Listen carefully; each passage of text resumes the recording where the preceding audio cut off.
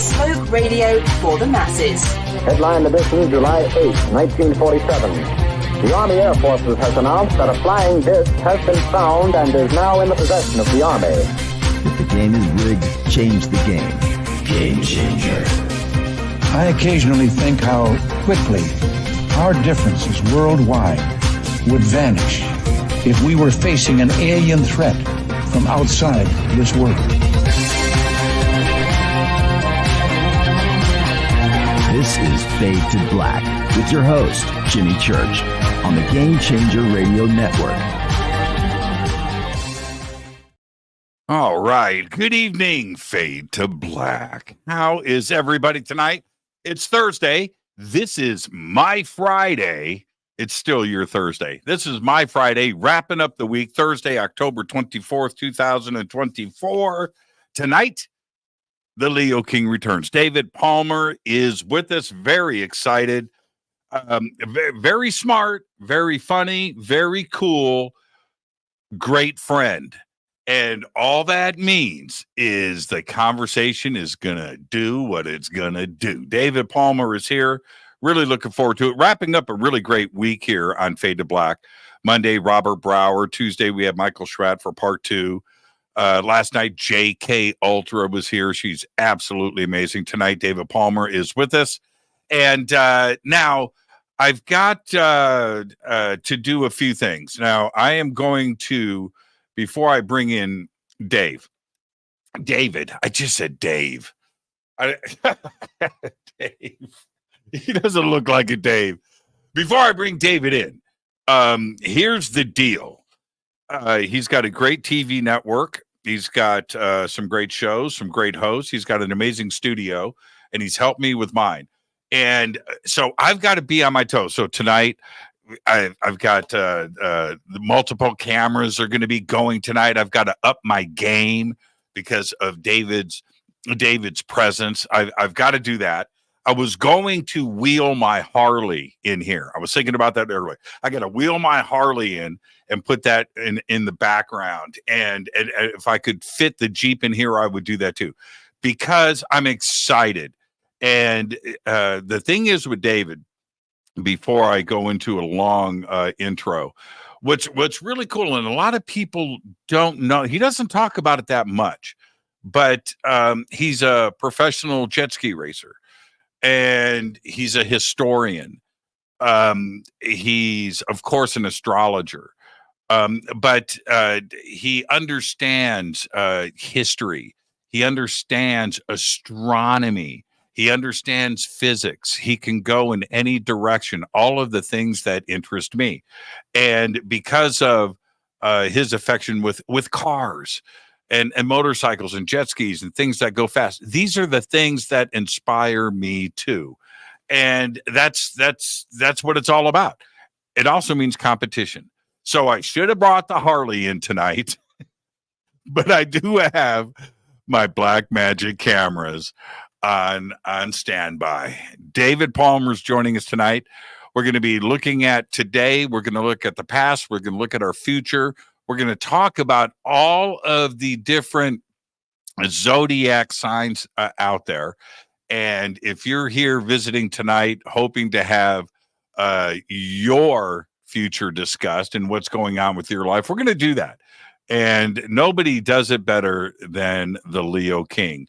Yes, he is a celebrity astrologer, but he's also a DJ. He's into music.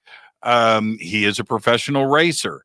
And he's great at conferences. He's great at hosting. He's great at speaking.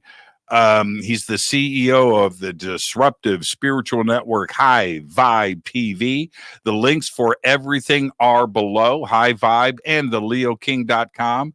Let's get straight to it. Let's say the Leo King returns. Welcome back, David Palmer. David, how you doing, my man?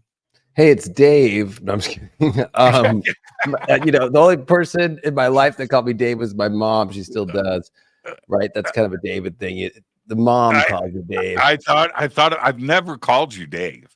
I don't even know. I know. Actually, that means we're getting closer as friends as all these years go by. That's kind of the sign. When you're David and you get called Dave, it's probably like if somebody were to call you Jim, you'd be like, what? Yeah. And you know what? Just like you, my mom, my stepmom, she doesn't call me Jimmy. She calls me Jim. She does. Hey, See, it's a Jim. mom thing. It's like, I don't know if she won't tap out and won't give in. My brothers call me Jimmy, right? Everything else, everybody around her, but no, right. she stands her she stands her ground, man. And there you go. But let's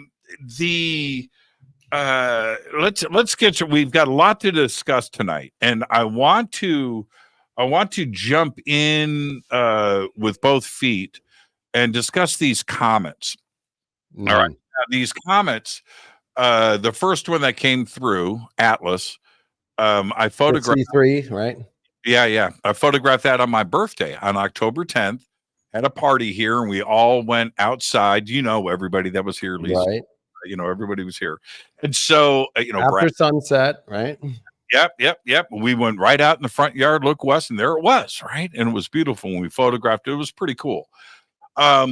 Historically speaking, what do comets represent? And then the significance of not one, but two comets in October. So I'm going to give you some really cool history on astrology and comets. Comets are the wild card, meaning the significance of them.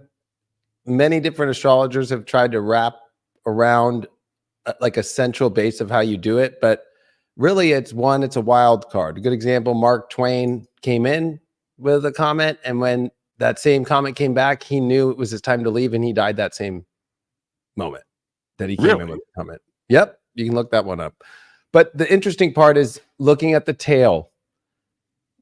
So there's good comets and bad comets. The good ones have a nice looking tail that when you start to see the tails become multiple tails, that's a bad sign in ancient astrology and astrology. And Atlas did that too, right? It split. So there was the anti-tail, right? Like there was the vapor of like the Earth going through where it had already come by. So it was like more of an optical illusion. It actually had a really beautiful tail. Yeah, photographed really nice. Mm-hmm. And naked eye observe. It was crazy too, because it was now this is from my vantage point, but it was kind of a blue-green, like an aquamarine. Right. Yeah, it was pretty. Well, that's what's interesting. We've been having all those solar storms, right? And that's what's kind of crazy is all these northern lights have been coming down, that comet at the same time, and now we're getting this back-to-back. The back-to-back it's like the universe is saying, pay freaking attention as loud as it can be. Really, because a comet, if we think of the planets, we know the orbits around the sun. They're precise you can't get more precise in the whole universe, right? We know exactly where our lunar eclipses are going to be, our solar eclipses. We know where Jupiter and Saturn will be. We know where every planet will be. With comets, they come out from, there is no trajectory that you can understand, right? You don't, here it comes until we understand the orbit of it, right? But that's what's really weird is when they do come and they do like show up, it is a shock.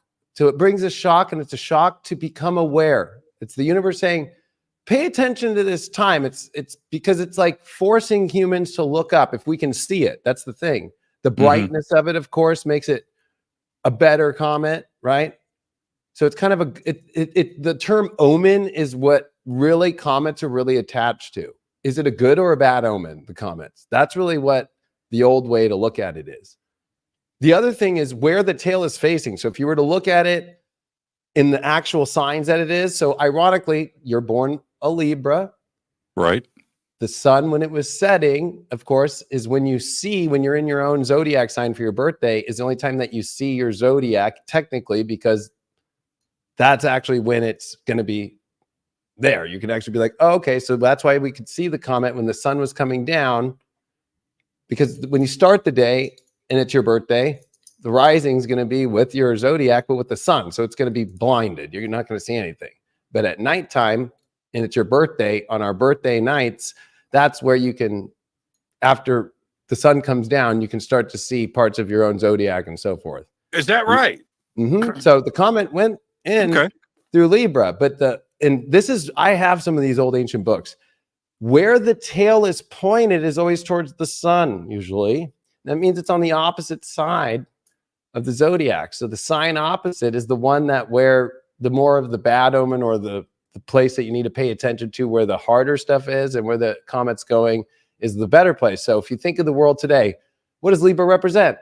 We all want balance. We all want peace right now. We all want these things. So this comet's really like the first one has been, let's chill out. Because if you just think of all the stories and all the stuff that's been happening around the world, war, all these things, which Aries rules, where the tail has been, we have to find a way to find some peace here on this planet. We have to find a way to find some sort of balance at this moment. And that would be an astrological way of interpretation. And of course, there's many other ways I could do it, but I'd take the whole show because that's actually one of my favorite subjects to go into, because it's the shock and the most extreme, ace up the sleeve in the poker game that you didn't think that dude had. And the tail was pointing straight up, right? The sun is setting here. The comet was here. It appears like it's going down, right? Because the tail was. So was the tail pointing towards my sign? Correct. It was. And what's the significance of that? Just tell me it's good. Yeah, I would say that it's good for you, especially. Okay. But it also is like when things get stagnant in the energy, comets come, and this might sound crazy, they're a lot like sperm in space. Okay. So it's seeding. Yes. Seeding an idea, a conscious awareness, right? About us to pay attention more. And it also means that the energy's gotten to where it needs that X factor to kind of come in. Like, okay, we've reached like a space where something needs to be brought in. The fact that this other one, which technically I think it's closest to the sun today. Yeah, today. Yep. And there's been questions on whether or not it's going to be visible or not. And if it will be visible, it might be as visible as being in broad daylight. That's going to be great. Okay, so now let's take, because we have two. We have back-to-backs, and Atlas was just discovered. Yeah, right. That's the other thing, that it's not like, and it's 80,000 years, right? So, but historically speaking, the ancients observing a comet in the sky of, an omen, maybe there's something that's about to bad, or something bad just happened, and then, or good, right? And the comet appears in the sky, and that's some kind of sign. And if they would have had back-to-back comets like we are having here, they would assume, I would think, that it was the same comet. Why would they think it? We know it's two different comets, right? Yeah. You understand what I'm saying? It would take somebody with the knowledge that would be like understanding just the basics of astronomy as we know today, understanding it from an Earth point of view, looking at the horizons and being like, okay, that one's coming at sunset. This one's I'm able to see in the day at sunrise, and it came within weeks apart. Like they would be like, maybe this is a different one, and I'm able to see it now all day long. Then you would go, okay, this is a different one. But or right, dude comes in right into the throne room. Okay, master, it's back. Right. That's the other thing. Well, that's where, okay, in the history of comets, wars where people thought they were going to win, they lose, right? Situations where you think it's going one way, it turns another direction, right? Like comets throw in that ultimate curveball moment. And so the fact that there's another one coming in, it's kind of like, oh, you think right now everything was just changed and that's how it's going to be. No. This one's coming in to do this. That's how I would read it. And then you have to remember, we just had we had the eclipses right in that same period as that comet was coming in. So that's a lot to come in with. Plus, astrologically, we're at the biggest moment of Pluto, of course, to make its last ingress finally into Aquarius for the next 20 years. And that's literally November 19th. So we're at the last 20 days of a 16-year transit with Pluto in the same sign for 16 years, dealing with government, dealing with all of our achievements and society and how it is ruled from the hierarchies and all these things. So it's extremely auspicious. And we have the Northern Lights, right? Throw that into the mix. All of solar this, maximum at the same time. Yeah. Yeah, and that harvest moon. Oh, by the way, happened at the same time, right? Last night, when I thought about you I almost called you. What, were you looking at Mars? Well, okay. Now let's swing back to that. Okay, no, I was looking at the moon, and so last night after the show, it was about 10:30. I'm upstairs on my patio, and I look out, and the moon is just rising. Right, it's like straight out. It's like 5 degrees up, right off the horizon, and it's a half moon, bright orange in the black sky. It was amazing and thrilling to look at. And so I'm looking at that, and then I look up, and there's Orion's belt. It's back, right, and Orion's belt's rising. What's in front of us right now? Going east, is it Saturn? No, what was with the moon over the last 3 nights has been Mars, because Mars now, we only get it every other year, right? Because Mars shows itself for a year and then it disappears for a year. And so Mars now has just shown up, and that was the last moon to be with Mars while Pluto's in Capricorn to oppose that position. You can't see Pluto with your eyes, of course, but Pluto's super low in declination since 2018. So we won't ever see it come above ever in our lives again. It's kind of crazy, but that's what's interesting is this is a huge moment, because in the astrology, Mars and Pluto are going to be in opposition for the next 7 months. Mars is the planet that takes the longest to retrograde. Mm-hmm. Think about men. We don't want to ever go back, right? We don't like to stop. Every planet, like Venus, every 18 months, that's the second planet of longest retrogrades. Like Mercury's every 88 days. But why is Mars 2 years? That's always been the interesting part of astrology, is that the masculine, the drive, no human being wants to have to stop, pull the car over and pull the hood up and see what's going on. Right? We don't want the things to stop in life. And that's what's happening, is now that Mars is showing up, it really means heliocentrically, right, that Earth now is approaching Mars. So it's so interesting. We got Elon Musk and everybody getting ready. All the governments in 2025 and 2026, everything's going to Mars. Right. Every 2 years. They time these things perfectly. Right. And so, and then if you think of all the war stuff in the old days, if you think of the comet, and then you have Mars rising in the horizon, right, to be seen, that means it has to be rising when it's nighttime. Because the only time that Mars is seen is when the sun's in the opposite place of where Mars is. And when the peak period comes, is the sun can only oppose Mars while it's retrograde. As an astrologer, for me, I mean, I walked out on my patio last night and I was hit with everything all at the same time. I swear, on my daughter, I walked out and went, wow. Right? It was a perfectly clear night, and you can see all this action happening at the same time. Yeah. As an astrologer, is that exciting? Is it overwhelming? Oh, I mean, it's the goosebumps of life, because I think astrology is really about going out and seeing it. Right? Like, that's the whole point. It's so magical to go watch the way that our skies work. I know that with you, I have more fun actually going out and seeing what's actually more out there than we know, right? That the ancients knew forever, but also they knew stuff that we are still trying to figure out, right? Like whether it is UFO stuff or contact or what's really going on out there. But like, to be an astrologer, to watch it, it's the most beautiful ballet of our lives. And it's happening in front of our face. And we live in a world today where a lot of people forget that, you know, even just 100 years ago, people were still living their life to go outside. Or I even remember 30 years ago, it was like cool to go out on a date or with your friends or with people that like, let's go outside and just go watch the stars, see what's happening.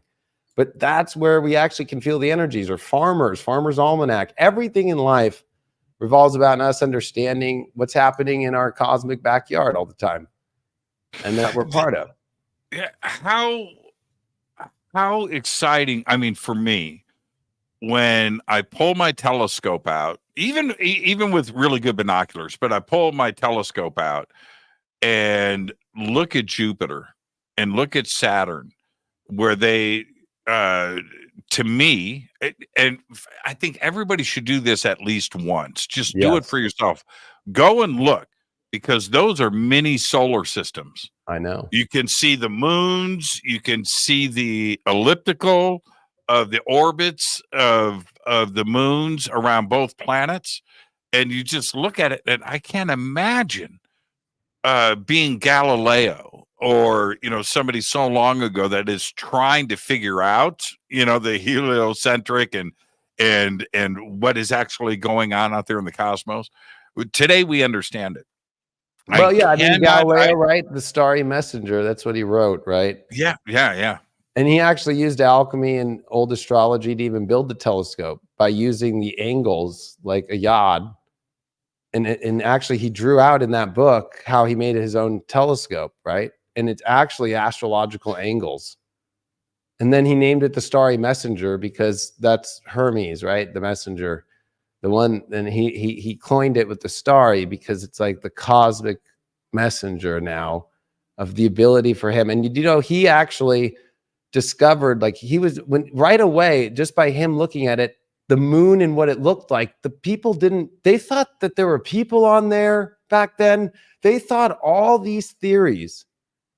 And Galileo's the one that actually made his own freaking telescope at home and then looked at the moon and then watched the phases of it and went, oh, yeah, I don't think this thing could be flat because this is how the sun is beaming at this angle, and use the moon. Like, he doesn't get enough credit, I feel, No, he does. He does. He's the guy who, it's like, he's like kind of the Elon Musk of this moment. Like the one that's like, you just made a rocket that goes up and then lands by itself. Like, and it wasn't like you were bragging about it before. You were just like, here, I just went and did it, Right. Yeah, like I said, I went out last night and just went, wow.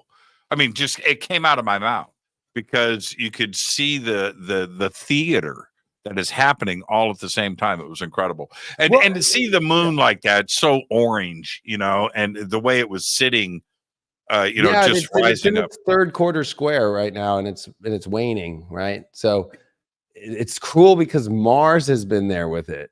So it's been like, it's been easy to be like, wow, here's the moon, and for people to look right at Mars, because you can see Mars, it twinkles, and it's going to get redder over this next month and a half, right? It's going to start getting red.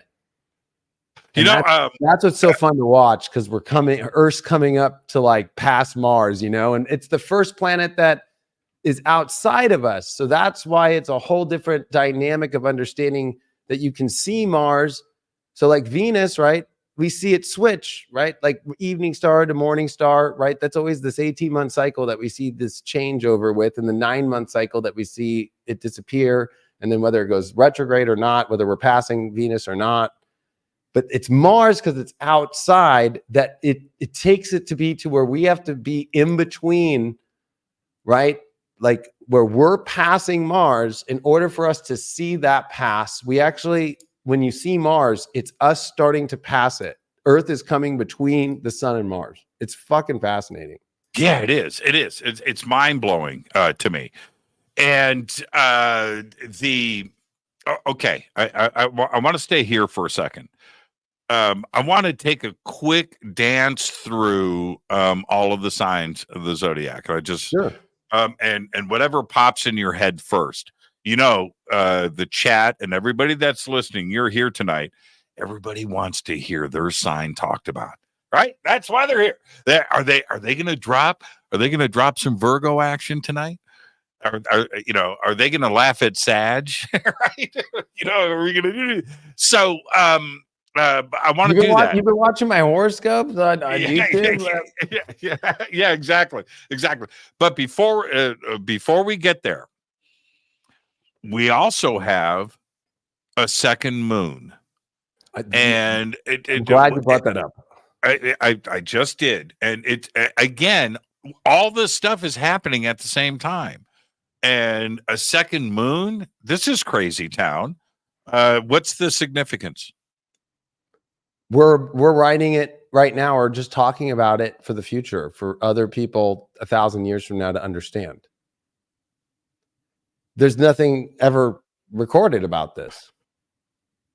What I find really interesting, though, is if I think of Oumuamua, and honestly, if I think of the work that Avi's been doing, like I honestly, I do believe that that could be a smaller craft, right? Really. Watching what's happening down here.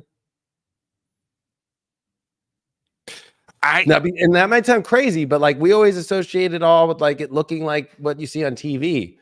Yes. But the fact that Oumuamua did the craziest things that defy the understanding of all astrophysics and all orbital aspects of asteroids and comets and everything, and just turned on its own and just went, I'm out of here.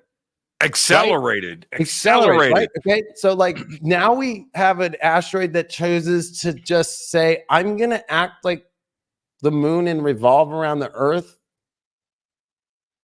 2 times, like 2 full cycles during the whole world that's at the same time going, what's about to happen in the next 2 weeks? Yeah. And then you have these comments showing up like, I want to look too. It's like, I almost feel like the second comment like showed up out of nowhere. I can like, I'm going to go see what's happening too. Like everything's wanting to say, and you know what? You might think I'm crazy, but whether it's been psychics over all these years, and I don't care what divination, everybody's known the end of 2024, something's happening that's going to change our human existence, our life. I've been on the show and said that too. I'm like, wait till the end of 2024, right? It's like the end of the Pluto cycle. Everybody, all the 80s, like Palladian channeled books, everything was about this 2024 coming to this end moment here of that everybody's watching, like, and that's what's you could the skies are even repeating that same feature, right? Like there's no cooler place to be right now. No, it's every day. It's every day, it's every day. There's something else going on with the cosmos affecting this planet. And it almost makes you, okay, now going back to Galileo for a second, then we'll get into the zodiac. But going back to Galileo and the way that the church and the dogma was vocalized, that the earth was at the center of everything. Right. And so those ideas, obviously, Galileo was in house arrest for the last 10 years of his life because of this. And he wouldn't backtrack on his statements and the stuff that he had written. And he stuck by it and ended up under house arrest. But now it kind of he discovered Neptune, by the way. They found out just recently after his journals, like, hey, I was looking at Jupiter and and then while he was doing his studies, and he was like, yeah, I saw this star like that was there. His telescope was good enough to see Neptune. He discovered Neptune first. Well, and so it makes me feel like, in a strange way, that there is something going on with our star system. And it does seem like we're at the center of everything because it's all happening right now at the same time. Kind of going back to Oumuamua, which was 2017, October of 2017 when that happened. But it seems like we have had so many events that have happened right here on planet Earth, cosmically speaking, and especially over the last few months, that it feels like maybe we are at the center of something, that there is something going on.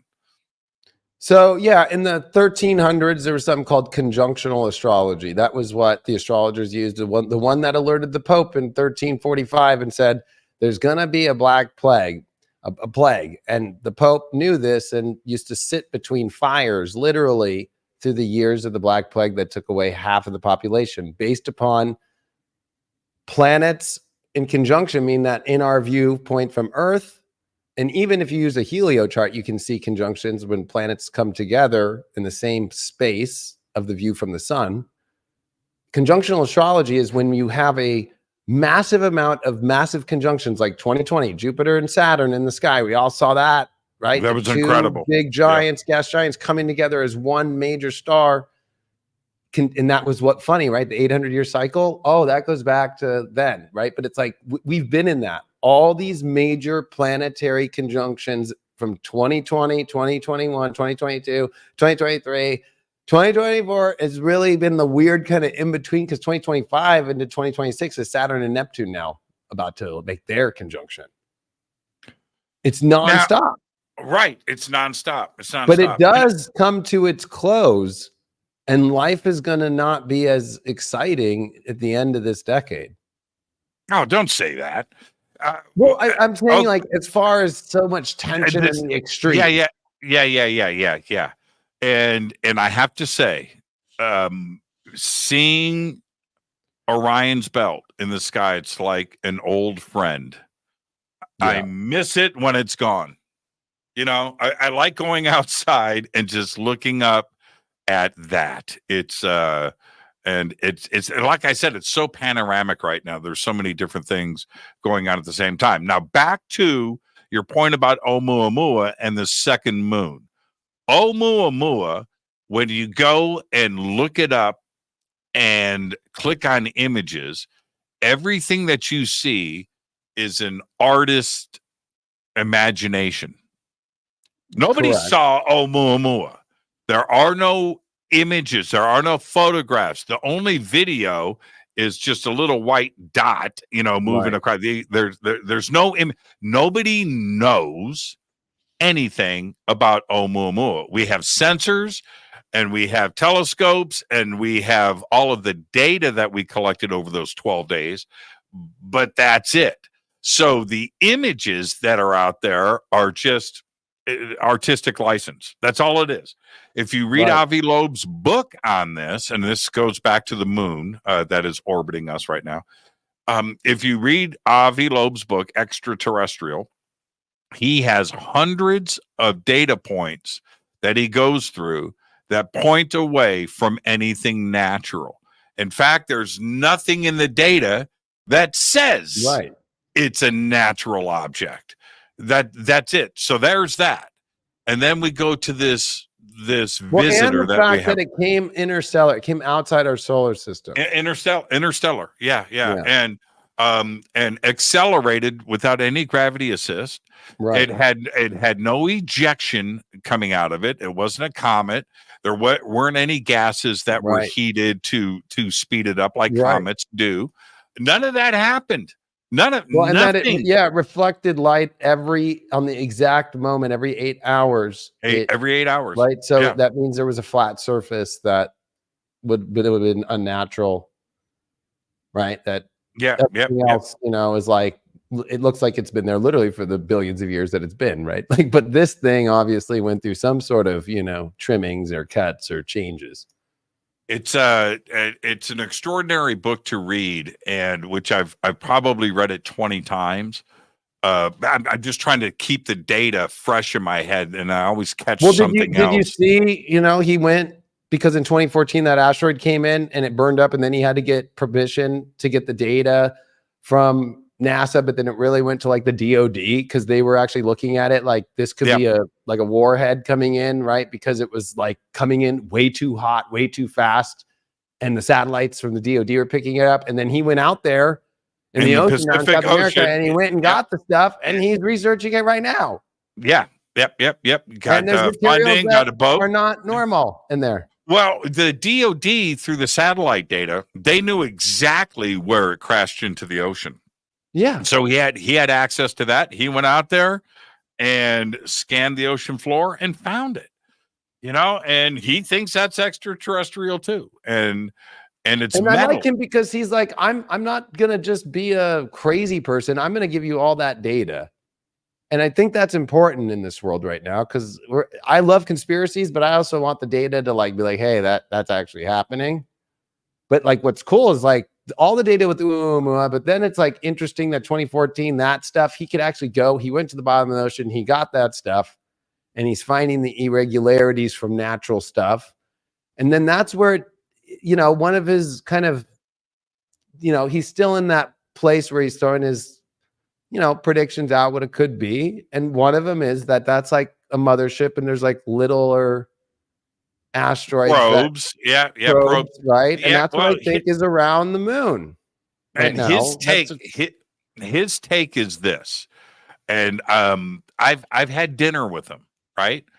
And you're lucky. His take is this. If you try to swing the conversation into little green men, right, or contact or abductions, he'll listen. He's polite. Dude is an astrophysicist, right? Deals with black holes. He's Harvard's top. Yeah. He's the top he's literally the department head. Yes. And so he'll, out of politeness, and he's entertained by the idea of it, but he'll stop you and go, give me the data. Yeah. I'm data driven. Everything that I turn around and present is because of the data and what I read in the data. And that's what I love about Avi. And that's why that book, Extraterrestrial, about Oumuamua is so significant. He's data driven. Now, which takes us to this visitor that we have right now, the second moon. We haven't seen it. Right? It's so small. It's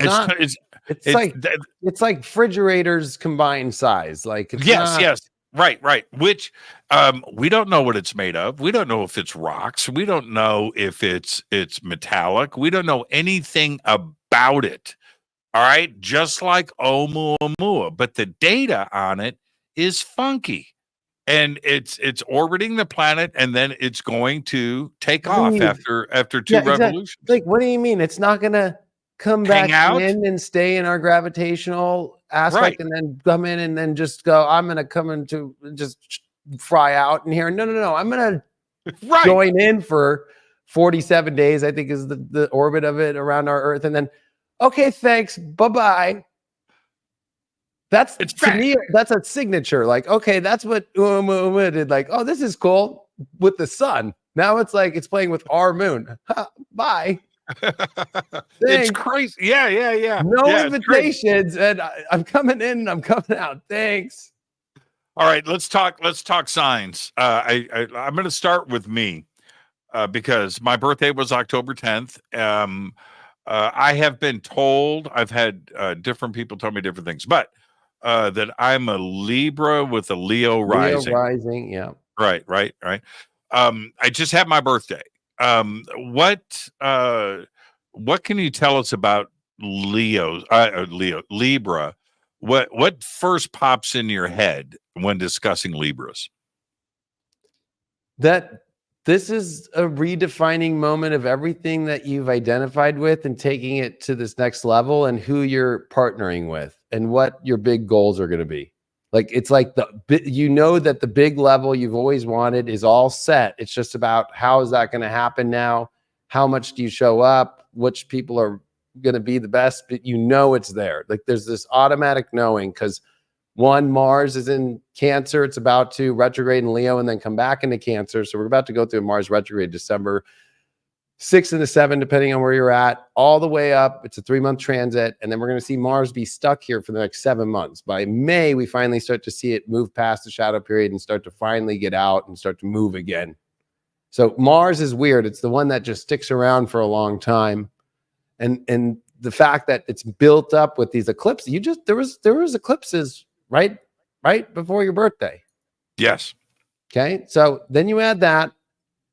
Then you add Pluto that's leaving Capricorn after 16 years and coming to Aquarius, which is actually a great place. It's another air sign. That means it's going to be a good aspect to you. The last 16 years has been this Libra aspect of, I know I can make it, but there's something about I need to make my emotions understood about how I'm going to handle all this. There's big things I know I'm here to do. And you've been doing all the layering emotionally to handle the biggest stuff you've always wanted to do in your life.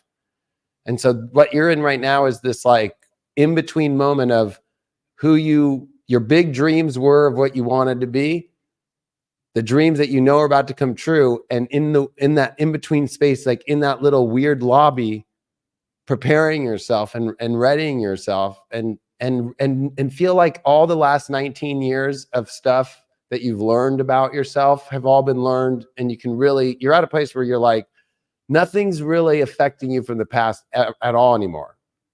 You're actually like, I feel like a fresh new Coke bottle coming out of the thing.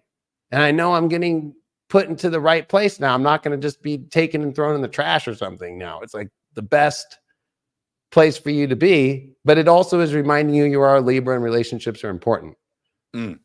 So it's about you a lot. You are good. You are good. You are good, man.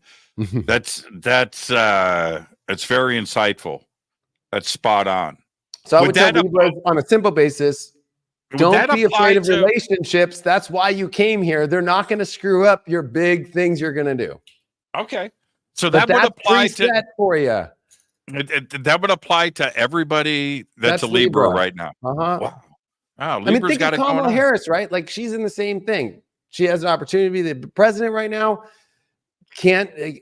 Which relationship should I be with Biden right now more? No, I'm going to kick him off the trail. Should I be with Tim Walz? I don't know. People are kind of not liking him. So she's making the mistake of like, go into the relationship, pick the one, stand on the ground of what you came here to be and do. Instead of being the Libra, should I do this or not? Or, that's why she's, having troubles when it's really about the relationships that you're choosing right now. All the other stuff's preset for you in a great way. And you're not going to lose your independence or your who you are. You're ready to have the best time of your life. And that includes the greatest love that you haven't had yet. Every Libra has not had the greatest love. And that's what you've always wanted your whole life. And then the last 16 years has been like, that's never going to happen. Whatever. That's over now. Now, one of my, I want to talk Scorpio, and let me tell you why I've always been fascinated with Scorpio. My sister's birthday is on the 28th of October. I'm the 10th. And so she's a Scorpio, right? And I just think it's a cooler looking logo, right? I do, man. You know what I mean? I had the boring scales growing up. I'm 5 and I'm looking at these scales, and she's got the Scorpio, right? The Scorpion. So I've always been a little jealous of Scorpios. Should I be? And when I say Scorpio, what do you think of first? I think of, if I use I love that you brought up their sign and what their actual glyph is. Because it might be a cool glyph to a door, but the Scorpio is always hidden behind the door. The Libra is out being the politician, the diplomat who's engaged socially and moving and doing things in the world, while the Scorpio is watching it all behind the window. Right? So the first thing is like, they have the cool glyph to be mysterious, right? But they're more private. They're more reserved because they have so much energy. They don't want to come across too intense. Like, oh gosh, I'm like obsessed with you. You're amazing. I don't want to So they have like this ultimate power that they're afraid to use. And then they've tested the boundaries of life a lot. But where they're at right now is they have to get out of their mind. They never were that way. They always pushed boundaries. Now they're not pushing boundaries. They've been scared of it. They're scared, which is weird. They're not usually scared. They're the sign that deals with not being afraid, or of course it's the sign that rules sex, intimacy, but it's our emotional needs that are outside of just what we have, the things that we want, the things that we desire. So they have huge desires, but they have to rediscover what those are. They've kind of come out where they were really passionate about things, and it's kind of the end of the road of those old passions. So Scorpios are kind of locked in their heads, and they're having to actually be okay with letting their feelings out again and letting new extremes come out again, because that's where they're going to find their passion again. So they're having to relight their fire that they haven't lit for a while. So it's not because they're doing anything wrong either. It's just kind of that cycle of time that they're in. And they've also been able to find really stable relationships for the first time in a long time. So, they actually have been like, oh, I can actually find relationships and not always be this kind of crazy love story that nobody wants to love me as much. Now they have to stop repelling people. Man, you've described my sister to a T, and you've never met her. And here's the other part. We're just a couple of weeks apart, right? Yeah. and completely different people. Just completely. You described her really, really well. And speaking of relationships, okay, before we get to Sagittarius, right? Before we get to Sagittarius, one of the things that drives astrology for men and women, right? It's not one or the other, is relationships and love and the seeking of it. And it's always what they're looking to the future for, even if they're in a relationship right now, right? They want to know these things. And there's this trend that is going around about the opposite of that, of not being in a relationship, of being single and not being bound to the emotional side of a relationship where you're wrapped up with somebody else all day long, thinking about, and I've read a couple of articles lately about this that were pretty fascinating. One was written by a man, one was written by a woman, but they both kind of said the same thing, where you're thinking about what you're going to do that evening with your partner, a movie, dinner, you've got holidays coming up, you've got plans over the weekend, you've got to think about breakfast in the morning, and there's this going on, and removing all of that and just thinking about yourself is freeing up time, and you can focus on the self. And I thought, now, how is that going to affect astrologers, and for those that go out and seek advice, if you remove the relationship aspect of this? Is that also in the stars, right? Is this something that you can see? Yeah, I mean, like the north node of the moon, why the eclipses have been in Aries, like that total solar eclipse that, went through America was in Aries. It's because the north lunar node of that has been in Aries, and the south lunar node has been in Libra. So when the south node's in a sign, the nodes move into a new sign two new signs, but the polar opposite sign every 18 months. And then it takes 19 years for them to come around. So we're in the same set of eclipses of 2005, same exact dates too. One thing I know for sure is Libra versus Virgo never work out. Well, the sign closest to you is kind of like, I always say, it's like being in your blind spot. Right. Like that's how it is. If you think of the sun, like, okay, like if you think of 360 degrees, signs are broken up to 12 through 30 degrees. So 30 degrees next to you angle wise is really hard to see, but 60 degrees. Oh, and that's also where you start to see like why there's elements, why there's different modalities, right? Like a Libra air sign cardinal is going to do good with a Sag fire 60 degrees, or a Leo fire 60 degrees, or the trine to a Gemini 120 degrees air sign, but changeable, but you're more directional, right? Or, Aquarius, they're really fixed on being weird and unique and different. I like that, but I also want to go do things, but we get along, right? So the whole geometry of it helps you understand why there's been that basic understanding of solar astrology with sun signs. But when you break down your own chart, there's some people who they came here for relationships. There's some people who came here not for relationships. Right. There's some people who came here for half that time for them and half that time not. There's some people who came here to fall in love with their elementary school love and be married for their whole life, while there's somebody like Bill Maher who will never get married. He's an Aquarius. Yeah, but that, people don't come for that, if that makes sense. They come for their spiritual like understanding, like where am I at in my life? And it's usually funny. They say this, and it's like a spiritual thing, or even not spiritual, right? If an atheist can believe this, right? It's kind of like, oh, when I'm not thinking about being in a relationship is when it shows up. Who would marry Bill Maher? God, that would be interesting. I don't think he would marry anybody, but I think that's the thing with Pluto coming into Aquarius. It's actually on his sun. He's born the first day of Aquarius. So he's the one person to watch as the weird turn. If you notice, he's a Democrat who's been calling Democrats out. Nobody would ever believe that, right? So Pluto's been this deep truth that's been all over his sun. And also it means that he's going to flip in a direction we can't predict, but because Aquarians are unpredictable, right? But and he also smokes really like him being like, you know what? I did find a girl I love, right? That's how powerful a Pluto transit takes 248 years. Not everybody gets it.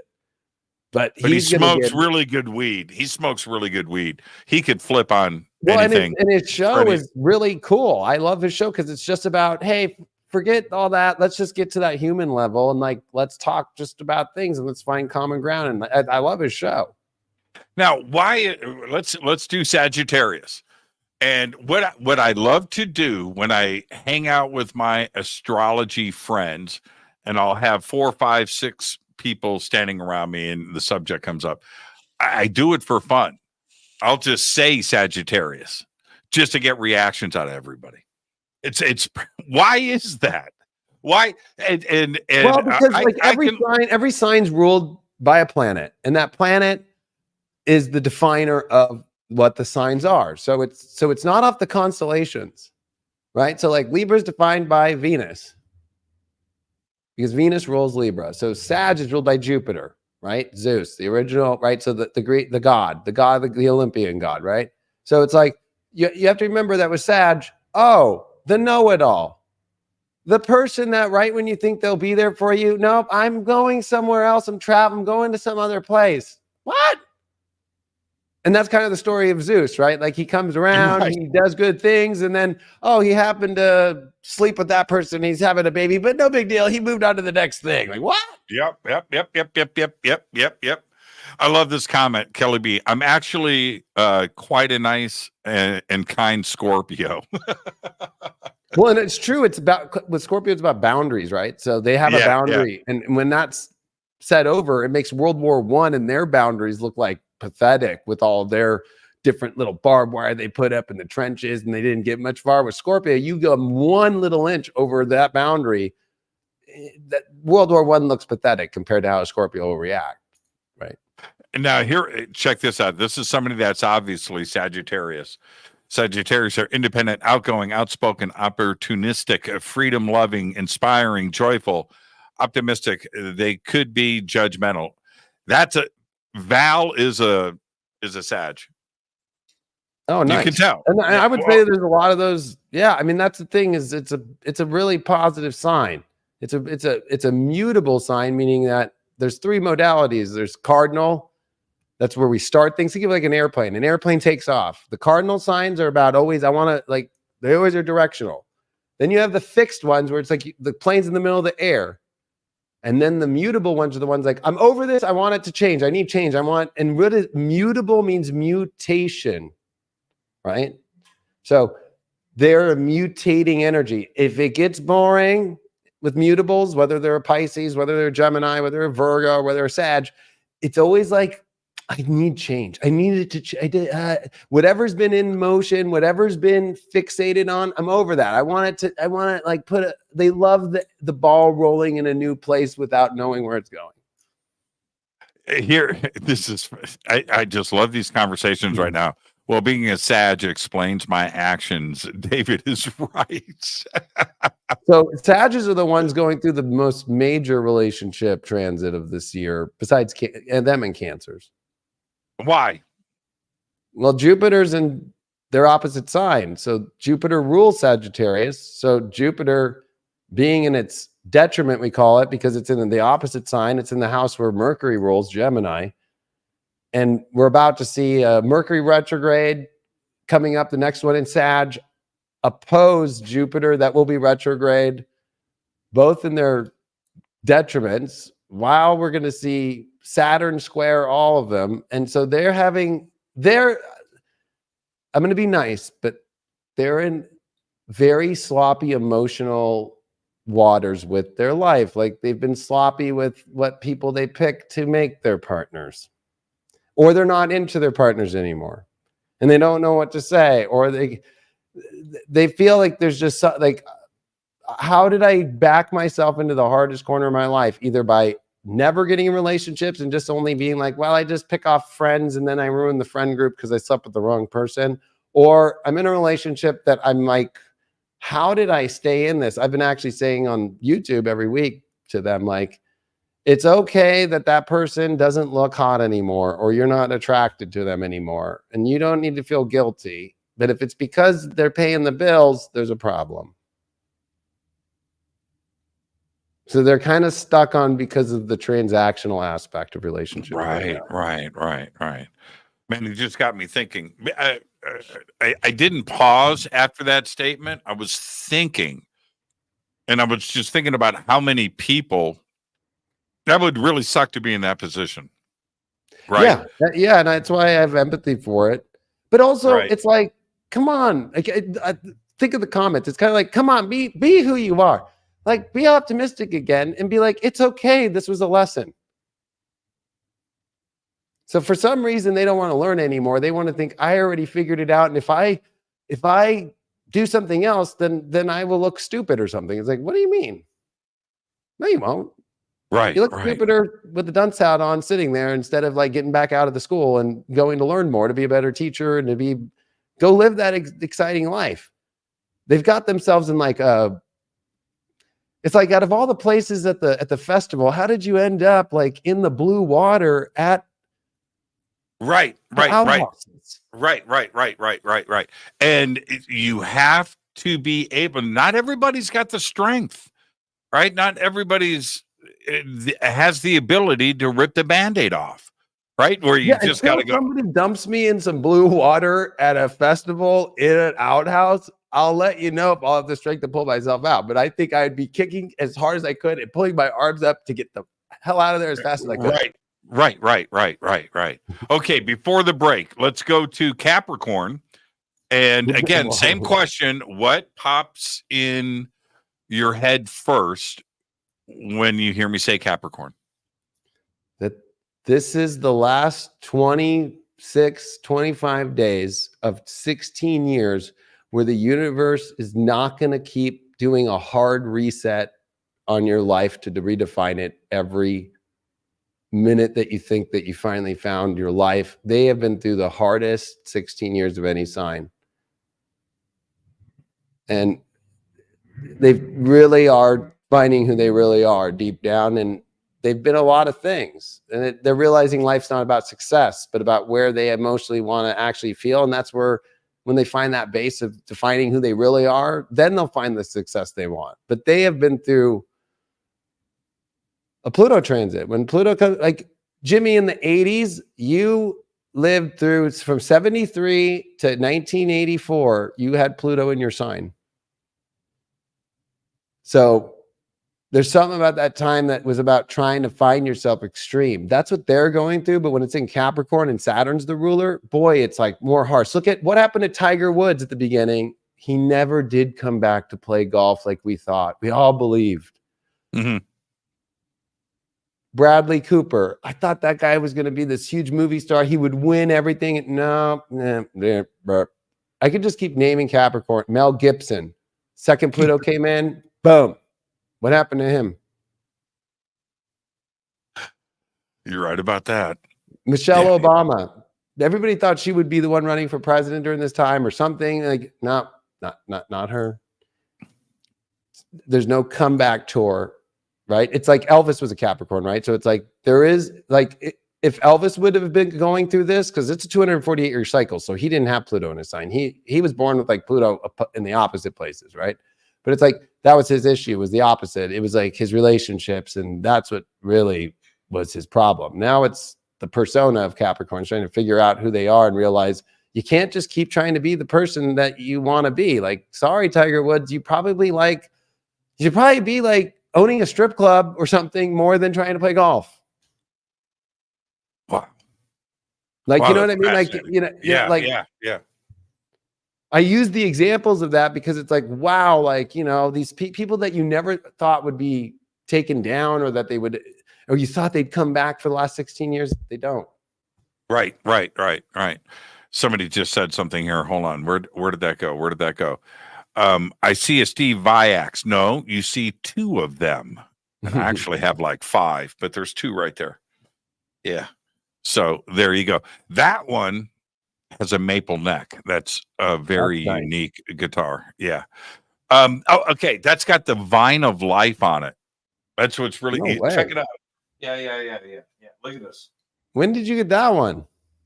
Oh, I've had it. That one you've had? But I'll look at my picture when I was in there and see if my picture is with me next to that guitar. Look, that is so sick. Isn't that nice? Yeah, you don't see that extra work like that. Yeah, let's see. Let me pull up. Yeah, there you go. Let's see. Let's see if you can see it better here. I don't know if you saw my Instagram, but I was at the Under Oath show this week, and it was so good. Like, I was lucky to be at that show.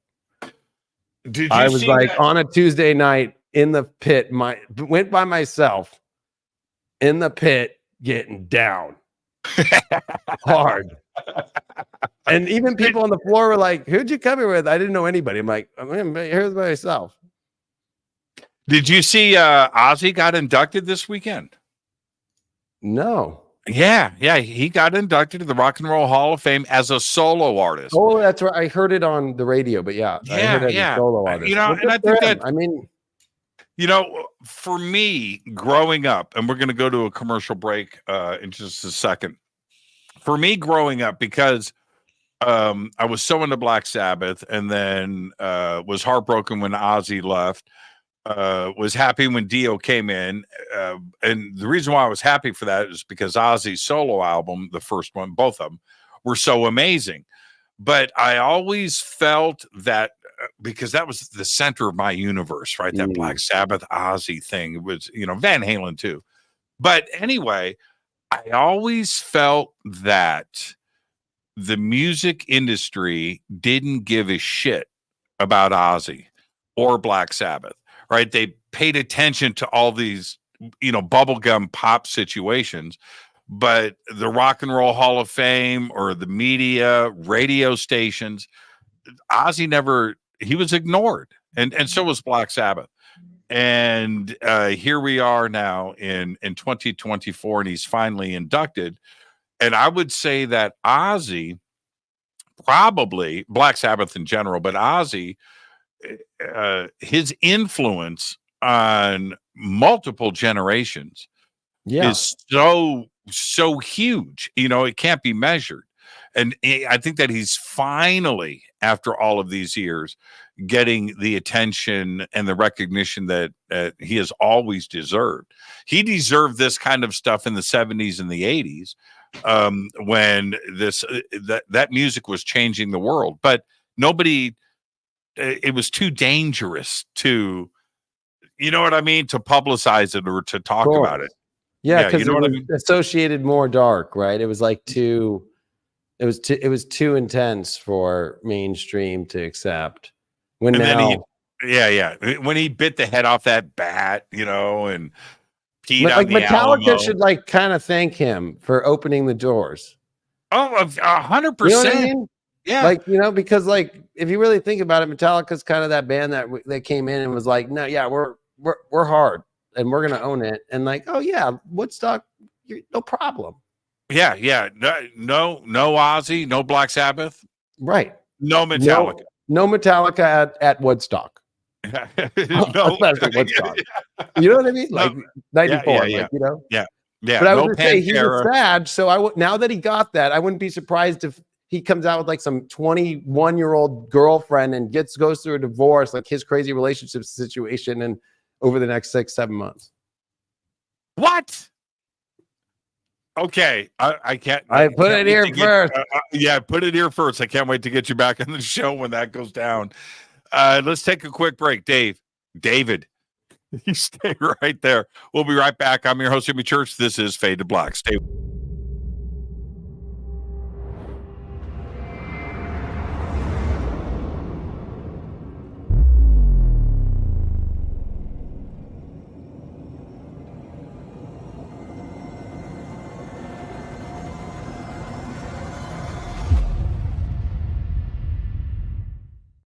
Subscribe to our YouTube channel to get your alerts and access to over 2,000 videos. Click that subscribe button right now. Go to jimmychurchradio.com and get the Fade to Black official podcast. 2,000 episodes, all of them commercial free for just $2 a month.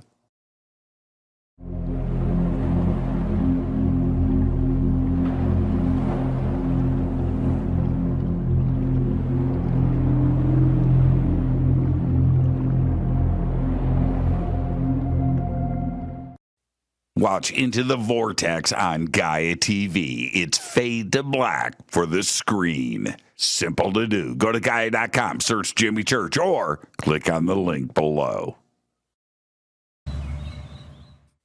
Follow Fade to Black on Twitter at JChurchRadio. Get all of the show updates every single day.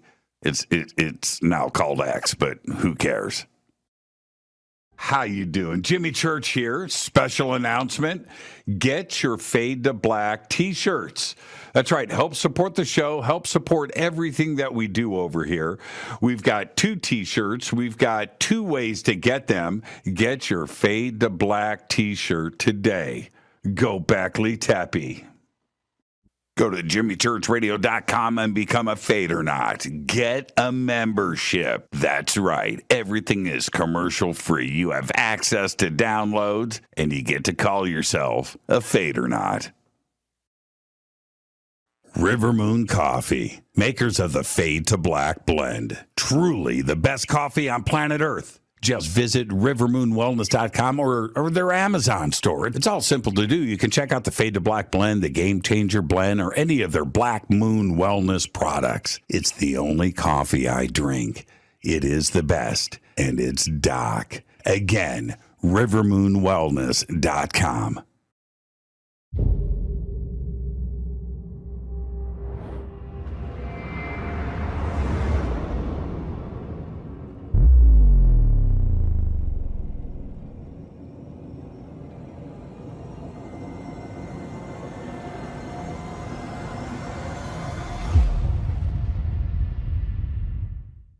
Oh, the drama of that. I love it. I'll always watch it. I will. Tonight, the Leo King returns. David Palmer is with us. This is Fade to Black. I am your host, Jimmy Church. And David, man, see, now I've got Dave on the, I can't get rid of it. We started something. Next time I call you, I'll call you tomorrow. Hey, Dave. What's up? What's up, Jim? What's up, Jim? What's up, Jim? Aquarius. And when I was a kid, I keep going back to this because I was fascinated with the zodiac, and I would read them I'm a little kid, man. I'd read them in the paper.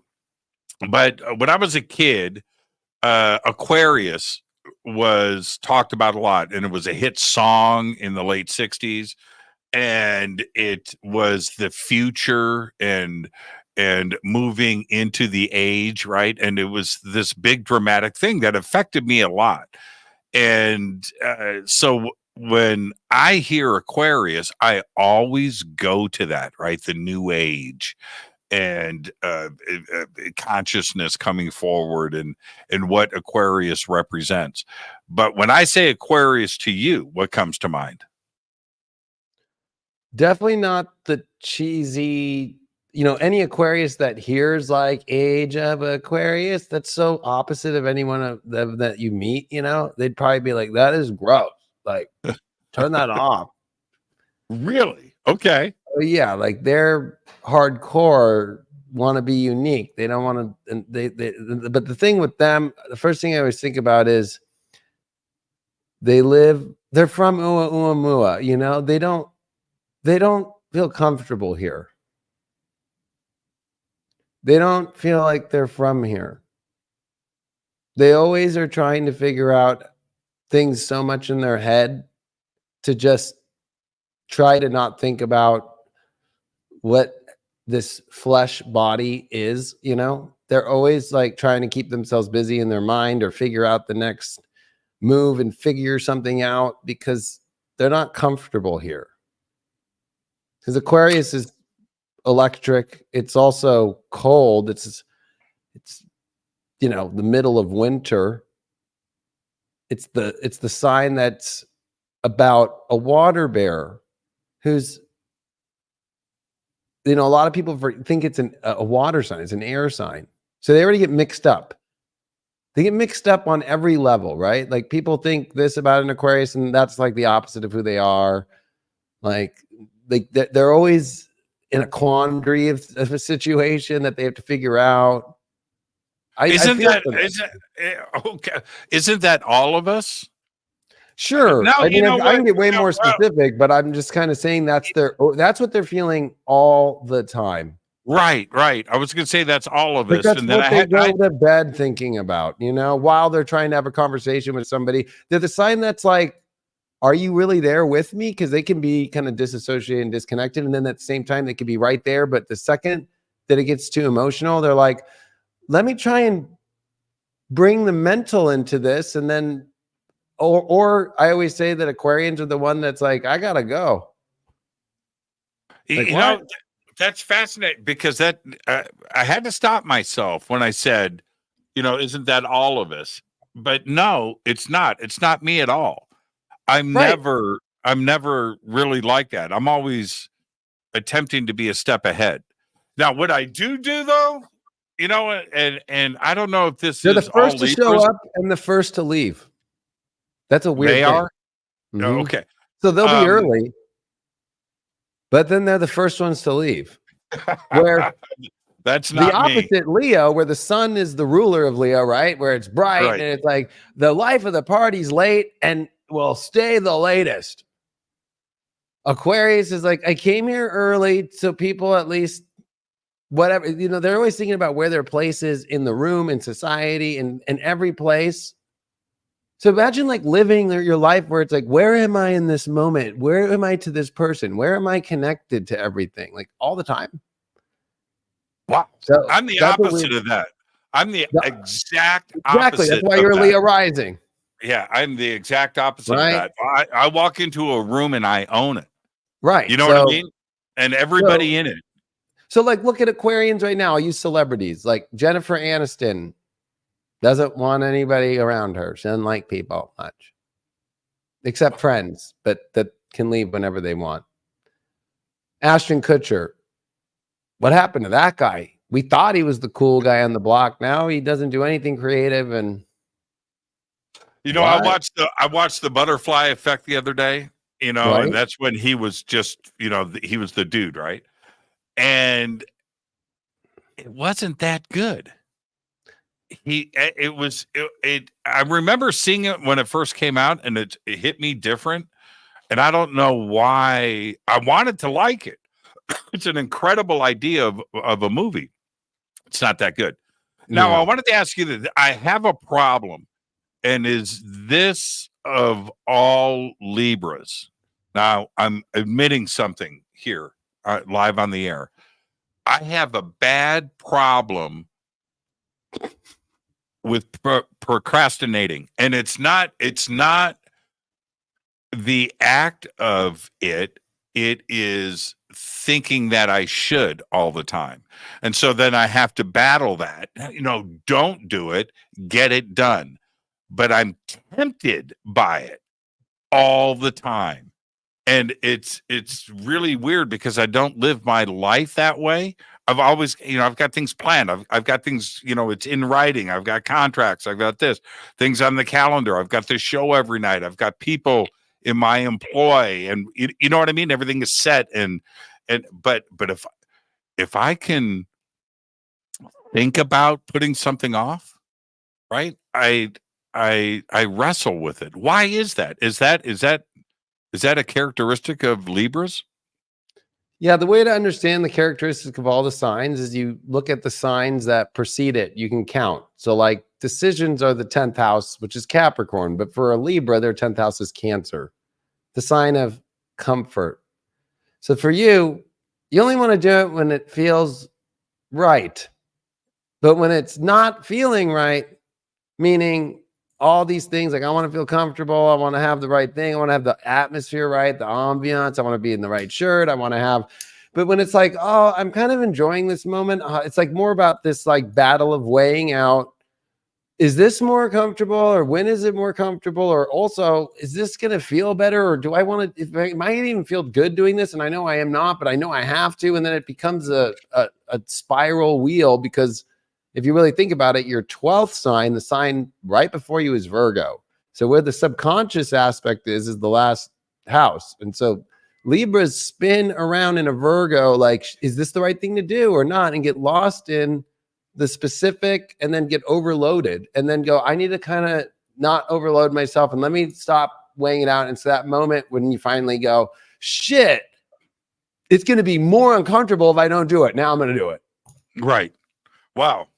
That's spot on the money. It's fascinating to me. Okay. Aquarius, Pisces.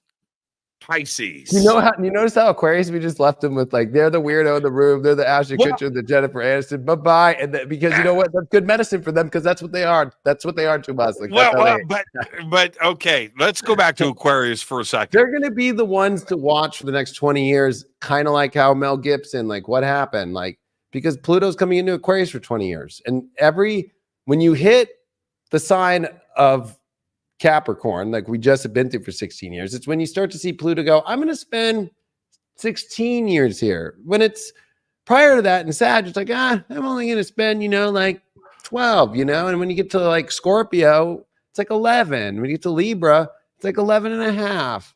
So the fastest of the 248-year cycle of Pluto is from Cancer to Capricorn, which we lived from when we found Pluto in 1930s, because it literally came up on the ecliptic, right? Mm-hmm. And it literally came up in Cancer in 1930.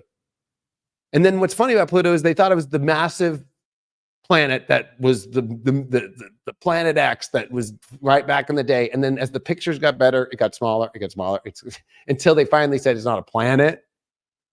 So that's what it's like with Pluto when it comes into your sign. You think you found the biggest treasure of your life, of who you are and all that. And by the end,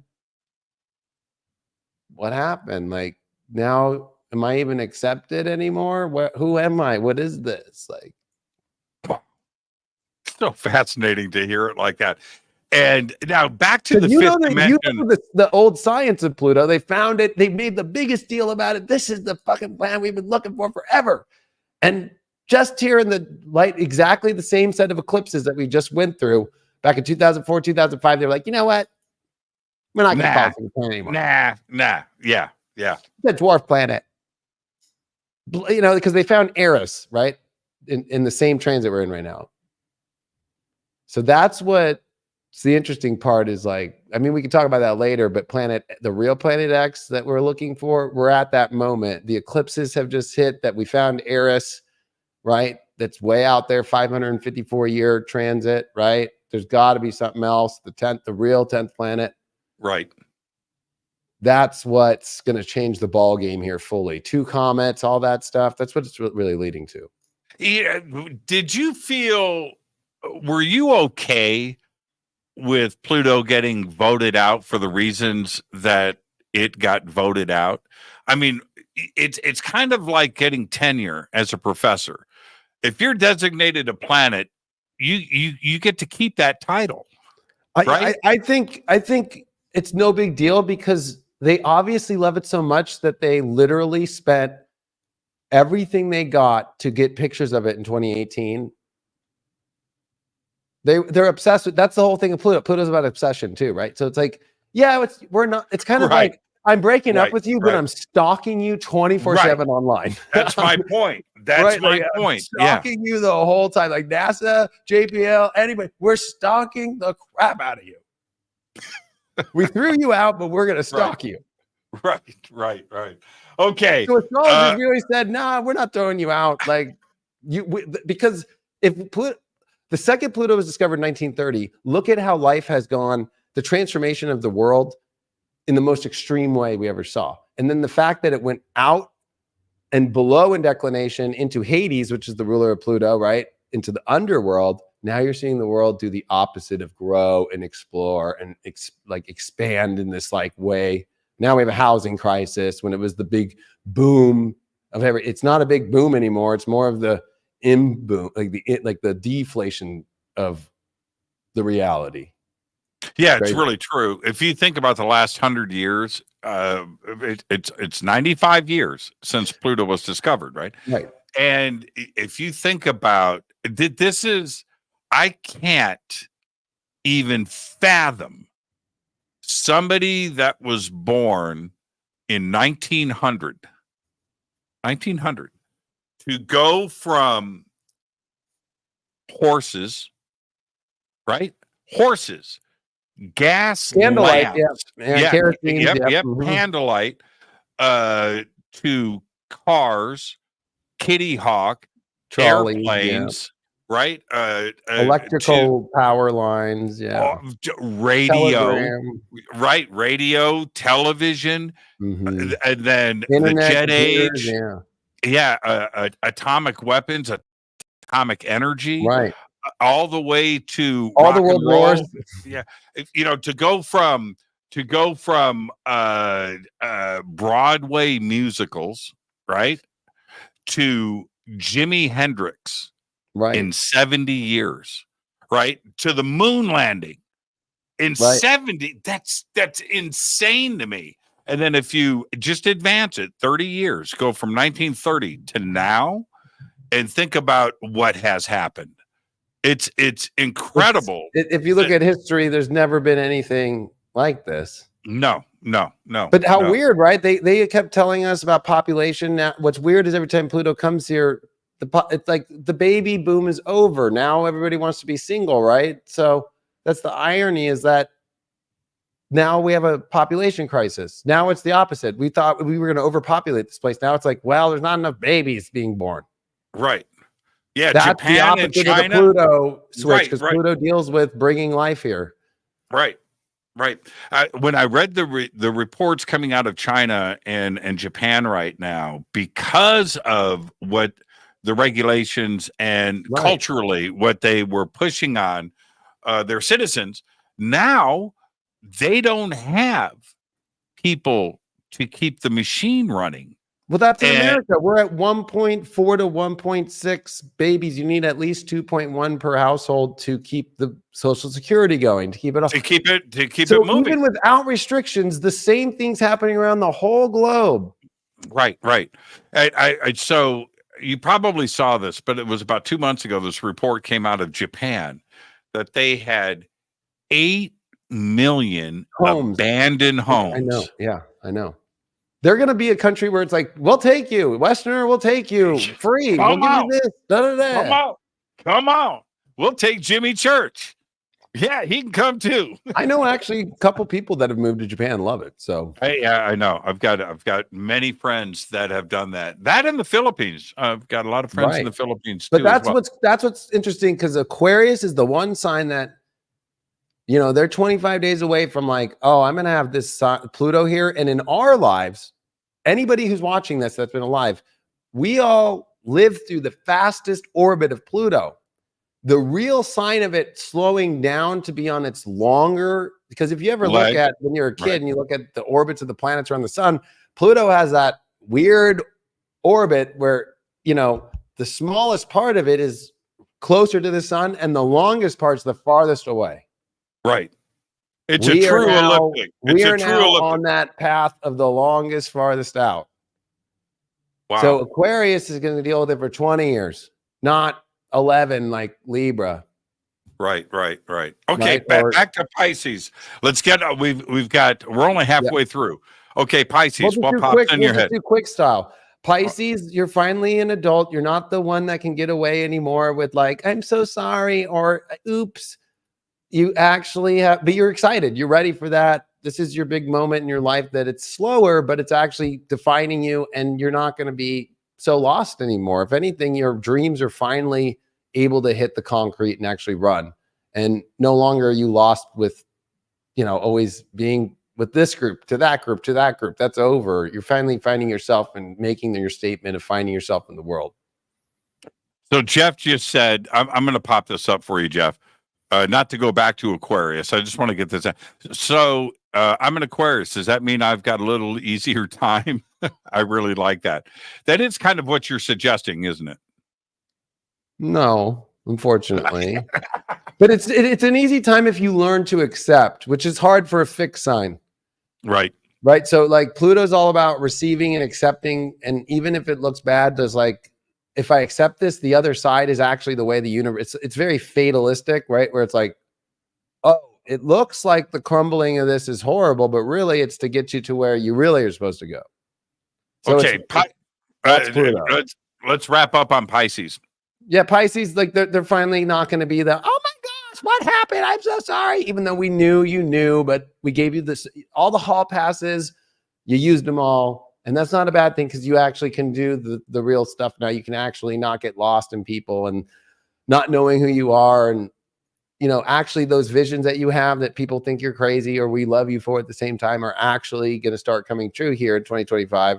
And it's really about self-worth. So you have to have a better understanding that you're not as bad looking or as bad at creating as you think you are. You're too hard on yourself. And you got to start believing in yourself and you got to start showing the people of the world that why you're here and that you've got the power, you've got the magic. You believe you're a fairy, you're a fucking fairy. Right. And that doesn't apply to me at all. Yeah. Right. I mean, that's Pisces though, right? Like, yeah. I like that. I like that. Okay. The Ram. Aries. Oh,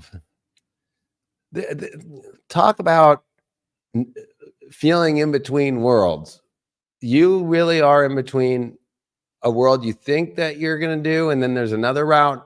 This is a moment for you to go, you're redefining your whole entire life coming into 2025, 2026, 2027. So this 2024 is like trying to wrap up whatever you can before the whole next chapter of your whole life. And we're talking a completely whole new identity.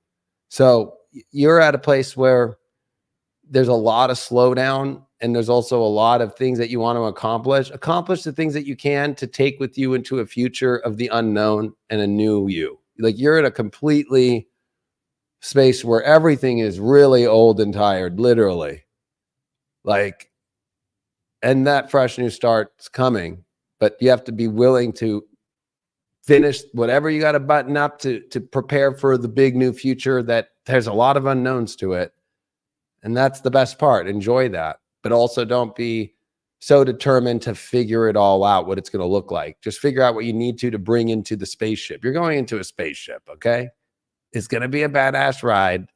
And all this kind of tired, old, overworked, kind of lost at this moment and having to show your strength is going to end here at the end of this year and the beginning of next year. But remember, it's a whole new journey. And you know what? You're going to go and meet people and go into a world you can't even imagine. So you know, stop trying to figure it out. Just figure out what you're bringing with you and what you got to accomplish to get you the goods that will take you to your wildest adventure that you get to redefine yourself, you know? And it will still be all about you. So that's the good news. But it will be a better, you know, how you associate with people better and how you deal with your emotions better. And there is a lot of good things for love for you coming up in 2025. And life can be easier. I think that you're kind of overworked and it's okay, you know? Like this is you spending some time to just like soak it in and wait for the green light to finally show up. And it's going to feel like it's going to take a while, even though it's only about 7 more months away, truly.